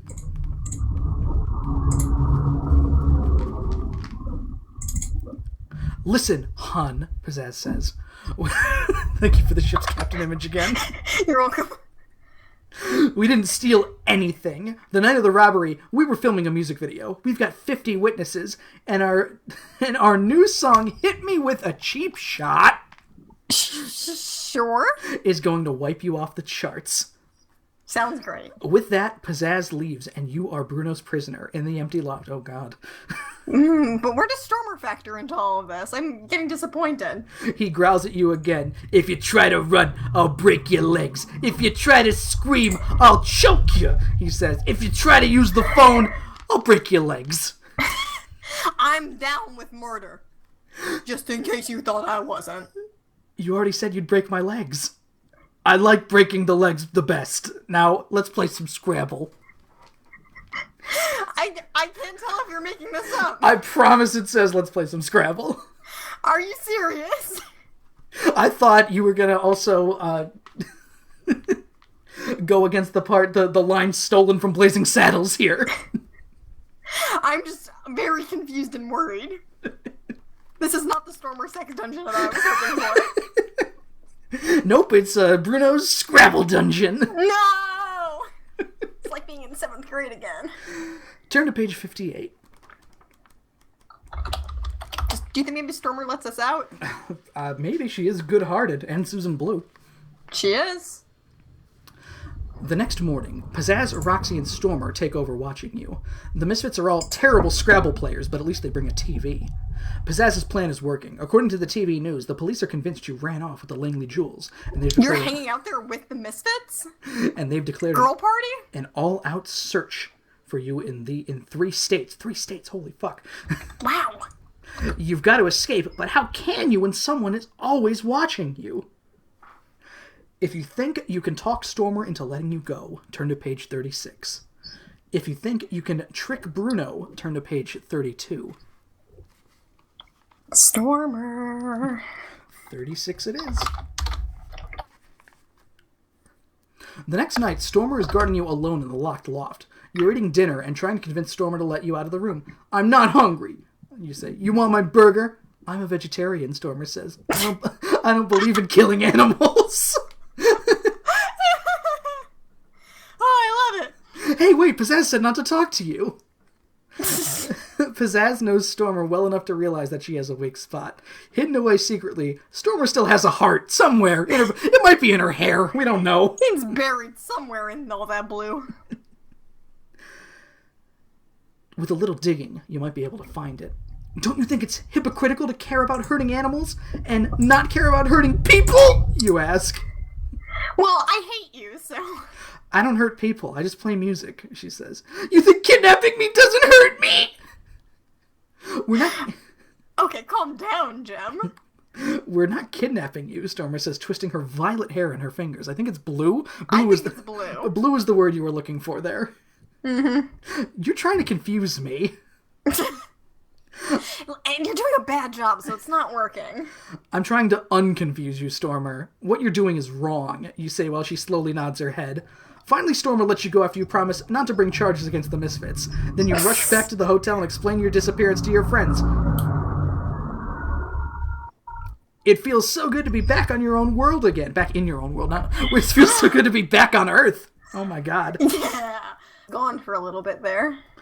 Get a good night's sleep and then follow someone else on page 29. So that's the end of the Wow! That's the end of the sex dungeon. So well, crap. So it's not any of the Misfits. It has to be who is Margaret? Maybe. Let's see what the let's see what going with Bruno. Let's see what trying to do Bruno on page 22 would do here.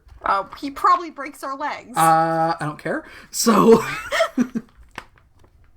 the days drag on like the Scrabble games. I'm tired of playing games, you say, pushing the Scrabble board at Bruno. This is the limpest kidnapping I've ever heard of. The Limp Bizkit kidnapping. Yes, that one. Bruno, I make a lot of money. Let me go and I'll write you a big check. You do not make nearly as much money as Pizzazz has. I make more than you do, Bruno says with a yawn. I'm wrestling the champ next month for the title. I'll give you a lifetime pass to all Gem concerts. I'll pass on that, too. For me, music is either Beethoven or it's baloney. Wow, he's surprisingly deep. It's bad enough that you're keeping me a prisoner. You don't have to hurt my feelings, too! Your music sucks. Sorry, Bruno says. Hey, you want to see me crack walnuts while they're still in the can? What?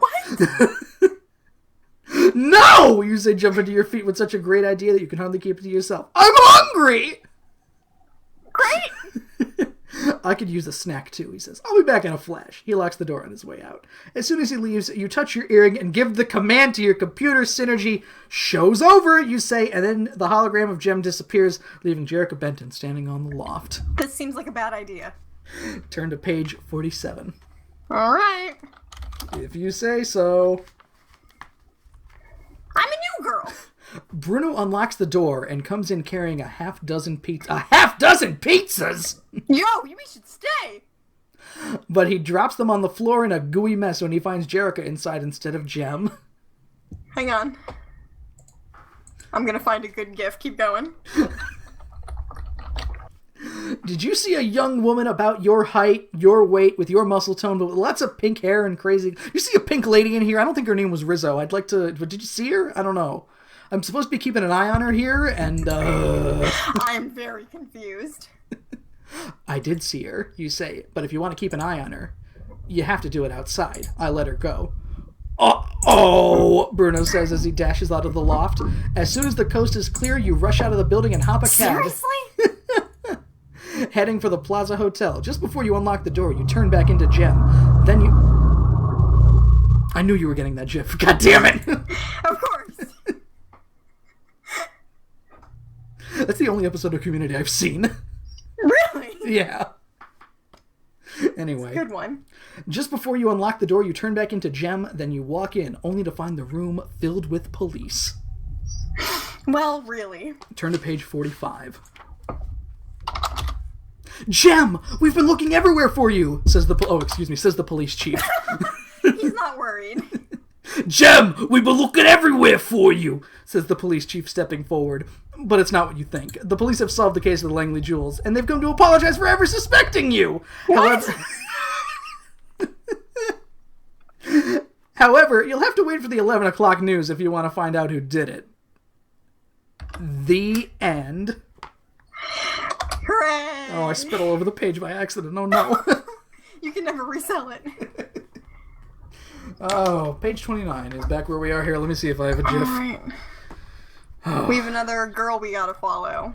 It's one of these girls. It's either Gabrielle or the other one. No, it's just, I think we did everybody other than Gabrielle. Oh, no, or the ad agency people. Gabrielle and the ad agency people are the only ones left. Because there's a lady in them, too. Just go ahead and... That one, right. Right in the middle. Right in the middle of everything. Fuck it. Alright, so... What are we doing, Kristen? Ad agency people or Gabriella? Why would Gabriella steal her own jewels? Exactly. Let's find out. Page 70.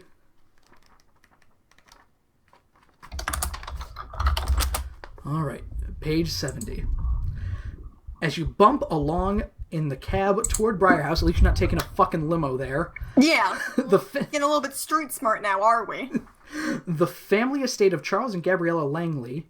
Oh, Briar House. Yeah, that's okay. Yeah, Xanadu, home of esteemed Charles. Whatever. Fucking Charles Foster Kane, Citizen Kane. Whatever. You happen to catch a look at yourself in the mirror. What a joke! Your hair is brushed back from your face. Your skirt and sweater are boring beige, and as for your makeup, all you're wearing is a little eyeliner. But that's the look you need in order to fool Gabriella Langley into giving you a servant's job at her mansion. Okay. How else are you going to snoop around for evidence against her? The trouble is you don't even know if there's a job opening at Briar House. We're going to go make just a public appeal. Knock, knock, give me a job. That always works. I'm going door-to-door job hunting. The cab drives through the richest area of Long Island until it pulls up at Briar House. You jump out and ring the buzzer. May I help you? Asks the tall, elderly man in a butler's uniform who opens the door. He's very energetic. I'm here to apply for a job, you say anxiously. Which one? Asks the butler. We need a maid and Miss Langley needs a social secretary. Bingo! There's not one job available, but two! Which one will you try for? Well, I think it's very hilarious for Jem to be a maid, so let's do that one. If you choose the maid's job, turn to page 7. Page 7. The maid's job sounds good. You'll be able to snoop into every corner of Briar House. The butler shows you to an you'll definitely be allowed to do that. The butler shows you to an enormous kitchen and introduces you to a tall, middle-aged woman named Mrs. Hotchkiss. But she's too busy giving orders to the other servants to talk to you now. It's servants. I thought she was a maid. No, now they have to be rude about it. Other servants, it's clear that to win this job, the first thing you need to do is to prove that you can keep up with her. She stirs a pot of sauce and hands the spoon to you. You take a small taste. Too much salt, you say. Taking her own taste, she says, not enough salt. We're at... We have arrived at an impasse. Then she moves to where a young man is arranging flowers. She steps in front of him and rearranges several of the stems. Then she looks at you. Without saying a word, you remove one flower and step back. It's like a tennis game. You have to figure out what she expects you to do, and then fool her. Do you get along with people? Miss Hotchkiss asks. Some people say that I work too hard and don't cut enough corners, you say with self-assured modesty. I would say my flaw is that I don't have it. That I'm perfect? Yeah, that, again, always goes over great at interviews. That's why I have my dream job, of course. We'll see about that, she says, finally smiling. You've won the match and the job, and the chance to get a look into Gabriella Langley. Cool. Turn to page 19.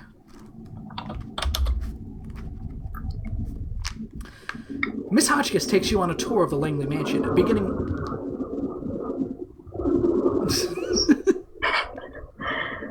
The plane. Oh. Even airplanes want in on this shit. Oh yeah, definitely. Philly will not let us rest. Miss Hotchkiss takes you on a tour of the Langley mansion, beginning with the main floor, parlor, living room, dining room, vestibule. Wait a minute! What's that fascinating piece of evidence on a small table in front of the door? It looks like 2 airline tickets to Greece. Miss Gabriella Langley's name is written on one, but Miss Hotchkiss is moving too fast. You can't see the name on the second one. Ooh. Next, you pass by the library. If you're not mistaken, you can hear voices through the open door. You don't know what they're saying, but you wish Miss Hotchkiss would disappear so you could eavesdrop. Just then the phone rings, and Miss Hotchkiss rushes away at top speed to answer it. If you want to eavesdrop on the voices in the library, turn to page 53. If you want to pick up the extension and listen on Miss Hotchkiss' telephone call, turn to page 71.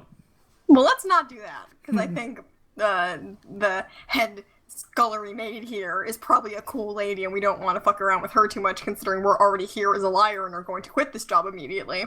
So yeah, let's eavesdrop. All right. Sounds good. Page 71. Oops, 71, here we go. Carefully you pick... Oh, no, excuse me, that's the wrong one. Don't. 53. Too late, we're already going. Because I already saw what the page says. Great.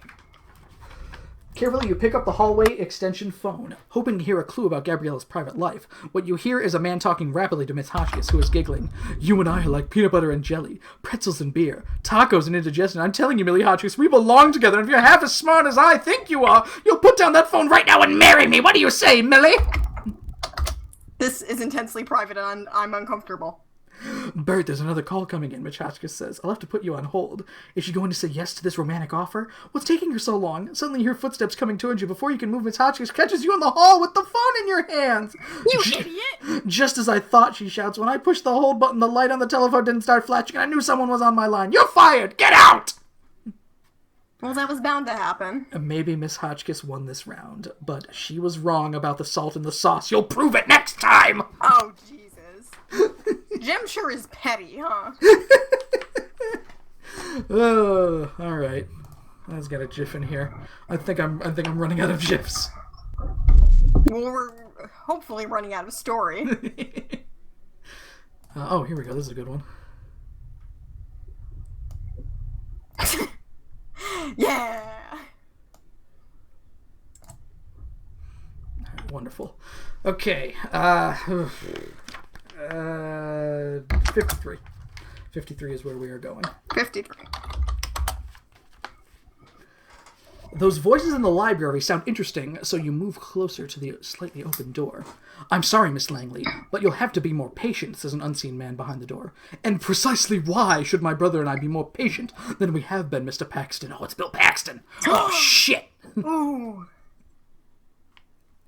I have this great line. Who is that again? I have this great line that I want to do in Alien. You know, game over, man, game over. I want to do that, but I don't know if Sigourney Weaver will let me. So I kind of wanted to see if you might be able to. Do you know Sigourney Weaver? We'll see how it goes. Who is this guy again? Mr. Paxton is a mystery, I guess. Oh, okay.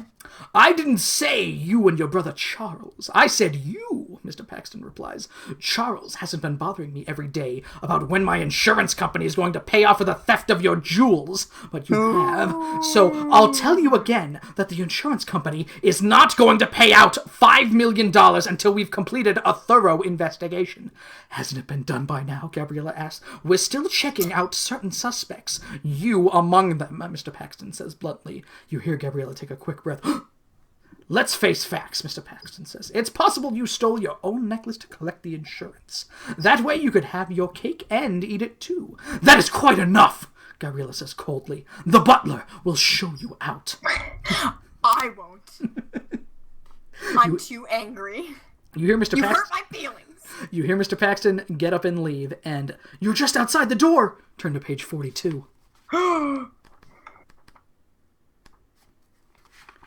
40. Why do I keep missing this page? God damn it. 42. There we are. Luckily, Miss Hotchkiss returns just in time to explain to Gabriella why you're hanging around outside the library. Then she proceeds with a tour of the house, ending up in the east wing. There she opens the door to a large room filled with antique French furniture and dozens of closets. This is Gabriella's room, Miss Hotchkiss says. A place There's for a red wig right on the bed. A place for everything, and everything in its place. She opens closet after closet. One for shoes, one for dresses, one for coats, one for nightgowns, and one with wigs. What's with the puffy red wig, you ask? You should know better than to ask personal questions, she says, How rude. Looking at you suspiciously. Cease your wig-based inquiries immediately. Actually, you've heard enough. You've seen enough, and you've had enough of this. Actually, Miss Hotchkiss, this job is too much work for me. The house is bigger than I thought, and I'm allergic to artificial hair. And with that, you make a hasty exit. I'm sorry I wasted your time, but I'm lazy. If you know why the puffy red wig is important, you know what to do. So do it. If you don't know, turn to page 64. Okay, so Gabriella is 1, 2, 3, 4, 5, 6, 7, 8, 9 letters. So, page 46. Maybe. Page 46. It's Gabriella, you reveal. I saw the same red wig in her closet. I also saw 2 tickets to Greece. I'll bet they're for Richard and her. But Jem, that doesn't prove they stole the jewels, Aja says. And it's no crime to leave the country.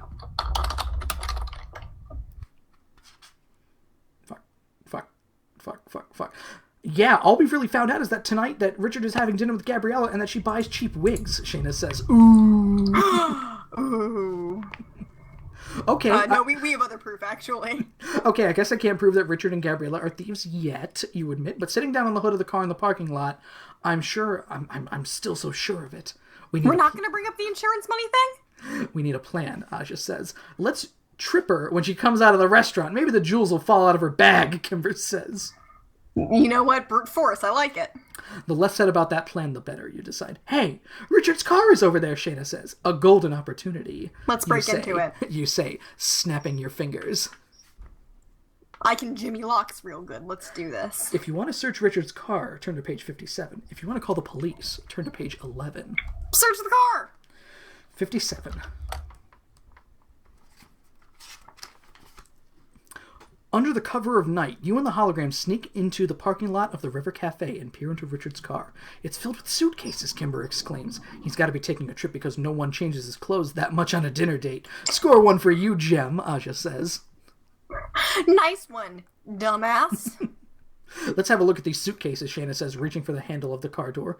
Wait a minute, you guys, you say softly. What if the car has it? Your voice is cut off before you can even say the word alarm by the world's loudest, most devastating car alarm. Who invented this alarm? A heavy metal band! Pizzazz's voice. Shayna says, screaming. Shayna screams, holding her ears, excuse me. I can't believe they just literally broke into this car. Suddenly, a crowd pours out from the restaurant. Leading the way are Richard and Gabriella. The instant they see you, Gabriella freaks. Stop them, Richard! They're stealing my jewels! Turn to page 30. But how did she know where the jewels were? Gabriella pushes you aside and begins to dig through one of her suitcases like a crazed terrier. She doesn't even think about the dozens of witnesses pouring out of the River Cafe to watch. Angry and fed up, you pull her back to her feet. I didn't steal your necklace the first time! You did! You yelled at the top of your lungs, and you just admitted it! Why else would you be looking for it in your own suitcase now? But Gabriella twists away from you. She throws another suitcase down on the ground and begins searching through it. It's not here! It's not here! It's not here! She repeats over and over like a locomotive picking up speed. Frantically, she tosses everything into the air and onto the ground. Kimber suddenly notices an envelope, which Gabriella has thrown from the suitcase. This envelope has your name on it, Kimber says, picking it up and handing it to Gabriella. It could be important. Turn to page 65. Oh, okay. Kimber's suddenly a real cool cucumber, huh? Kimcumber. Gabriella grabs the envelope Kimber just found in her suitcase. It's Charles's handwriting, she says, ripping it open violently. And then she reads the letter aloud. It tells the whole story. Dear Gabby, I bet you're disappointed to find this letter in your suitcase instead of the family necklace. But think about how I felt when I realized that my own little sister was the one who stole our inheritance.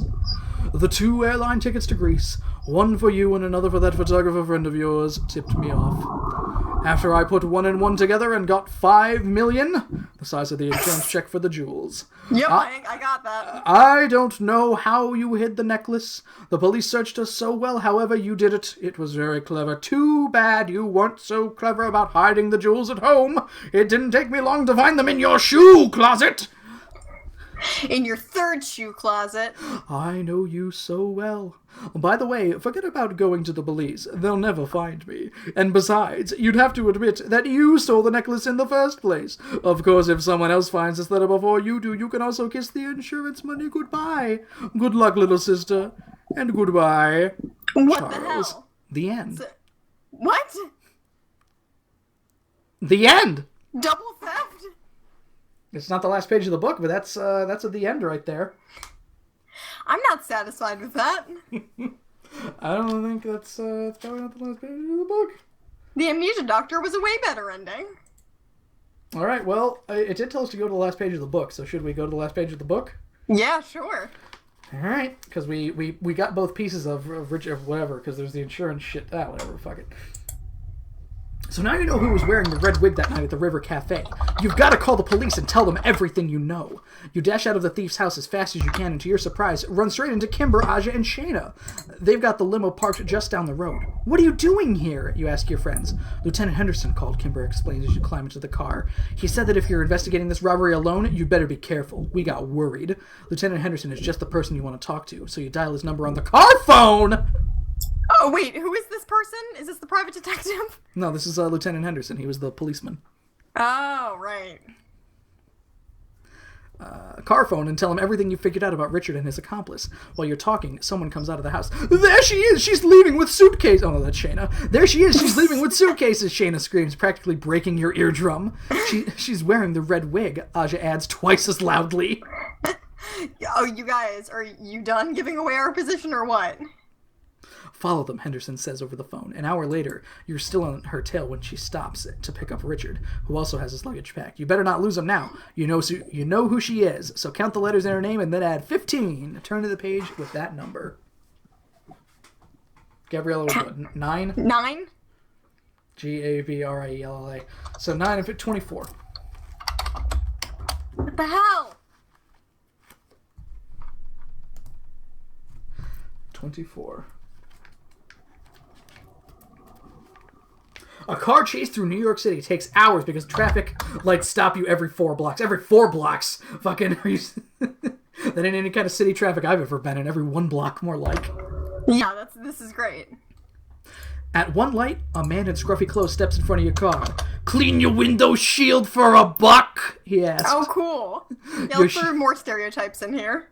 Your chauffeur shakes his head, but he can't drive him away because the man won't move. Clean your mirrors, clean your hood ornament, clean your hubcaps, clean your sunglasses. Finally, Kimber can't take it anymore. Let him clean something or we'll be here all night, she says.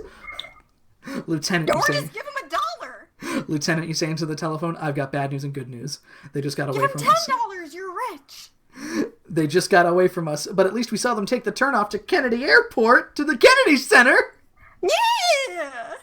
I'm on my way, Lieutenant Henderson says. If you get there first, do anything you can to stop them. You finally arrive at the airport with beautifully clean headlights, just as Gabrielle and Richard's flight is about to take off. Nice!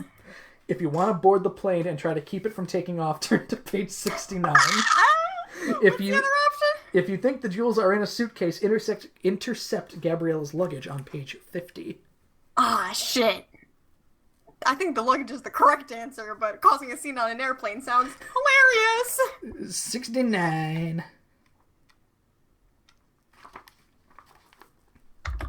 You and the hologram split up at the airport terminal, checking TV monitors for the flight that Richard and Gabriella took. Who knows where Shayna, Aja, and Kimber have gone? But you choose a flight to Greece that's leaving in 2 minutes. You've got a chance to get on that plane and hope that Richard and Gabriella are on it too. Hold it! The security check! How are you going to get through a gate without an airplane ticket? Thinking quickly, you flash them an old ticket that was buried in the bottom of your purse. Oh, wow. And they don't inspect it closely? Turn to page 20. The 80s were a different time. Stop the plane! You shout at the flight attendants as you dash on board the jet. You're a wild sight running at top speed through the plane, your pink hair blowing behind. In the last row of seats, you find your thieves. You stole the Langley jewels, you shout. This is an outrage, Gabriella shouts. How dare you accuse me? Get this deranged girl off the plane. Where's your proof? Dickie says. Proof. Think quick. The other passengers are eager to take off. I'll show you my proof when the police get here, you say with an uneasy smile. Yep. Turn to page 41. Wow. Going at a mile a minute, huh? The other passengers on the plane are just about ready to throw you off and get the aircraft flying when Lieutenant Henderson shows up. Sorry for the inconvenience, folks, he says without much enthusiasm. Now, what's all this then? Arrest them both, you tell him. Dickie over there overloaded the circuits on purpose. The lights went out and Gabriella pulled the necklace from my neck. That's a good theory, Jem. I thought of it myself, Lieutenant Henderson says. But I have the jewels. But I've got to have the jewels before I arrest anyone. Oh, well, I don't have them. You can search me if you want. I don't care, Gabriella says confidently. Me too, Richard adds. I've been up this creek before, the lieutenant sighs. I've searched everyone the night of the robbery and found nothing. I'm afraid we don't know anything more than we might know that night. Wait a minute. Yes, we do, you shout, clapping your hands together. We know that Gabriella wears wigs. Oh. Great. Ridiculous, Gabriella snaps, standing up. In an instant, you pull off Gabriella's red wig. She screams, and the fabulous necklace clatters to the floor. It was in the fucking wig! Whoa! What? What? It was where was it that other time then? Turn to page 56.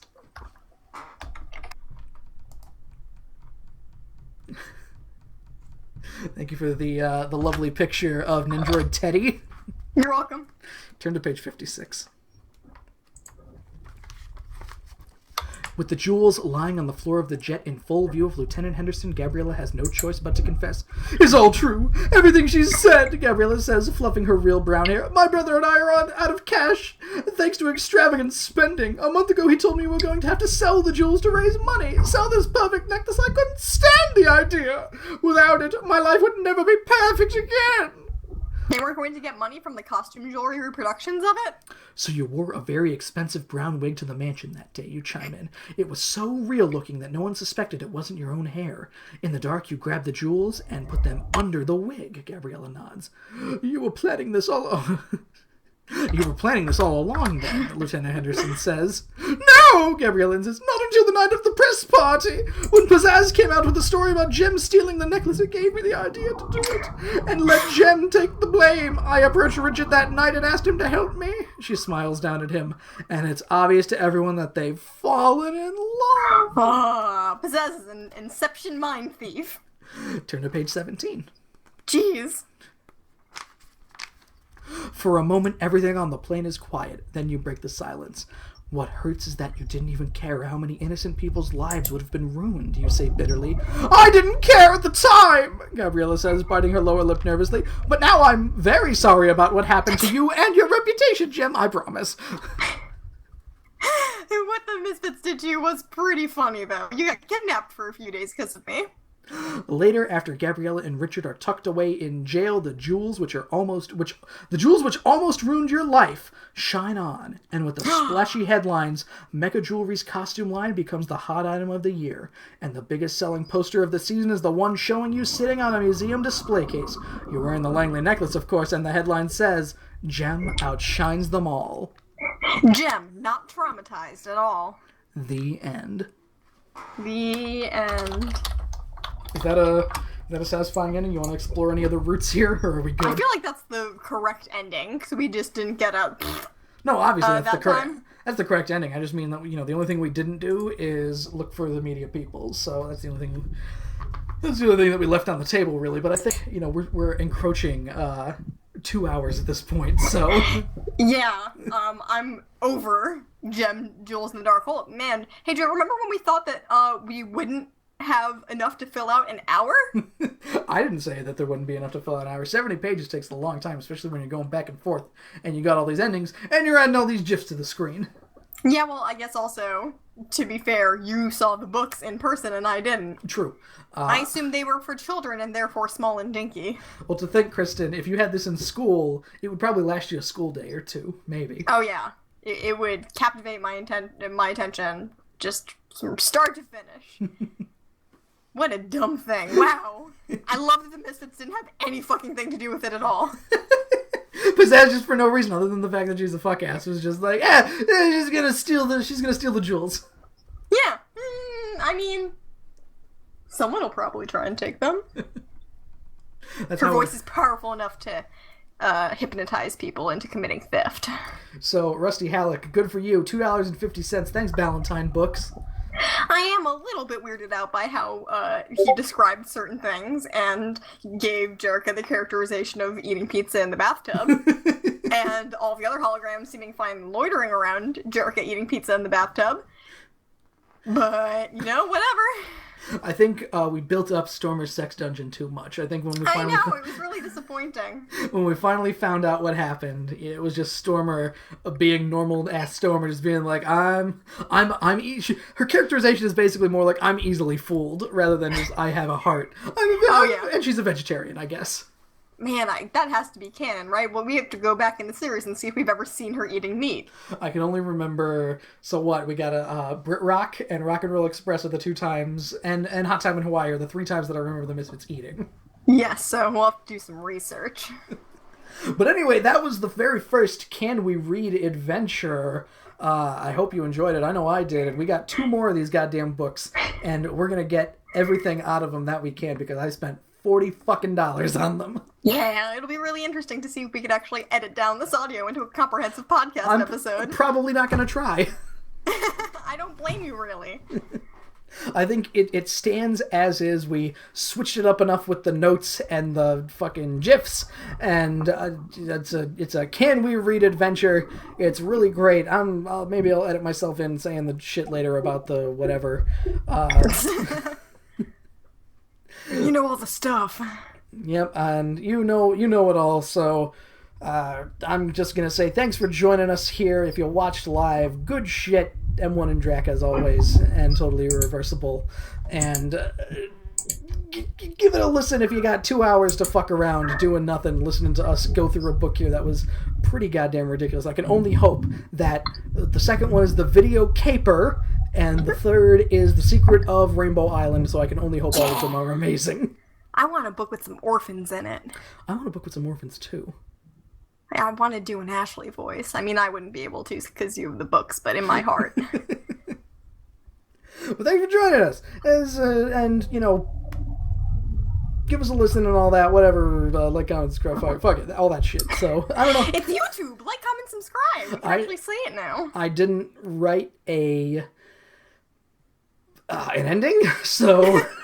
So this is it. This is the end. So I'm going to delete all the GIFs one by one, and then we're going to stop. Can you just stop and then do that? No. We don't really have anything to talk about here. Nope. Removing them. We're gonna take a look at everything back where it was here. The Lasertron suits. Wow, the Gem Jam. There it was. Gem flipping a table. That's from One Gem Too Many. I remember that one. Then we got the surfboard, and we got Jetto when it was threatening people with the saxophone. We got Storm crying for some reason. I think that was when the house burned down. And Maybe. I'm not convinced you know how to stop the stream. And then we got the Designing Woman Just unplug your toss. internet, that'll do it. We got one of them's gone. Rio kicking over the plant. Kimber crying. Gem walking into a wall. Snow. Get rid of this. Get rid of that. Get rid of this. And all that remains is an out of What? is an out of aspect ratio Teddy. So The let's. plot thickens. Teddy thickens too. Good night, everybody. Good night.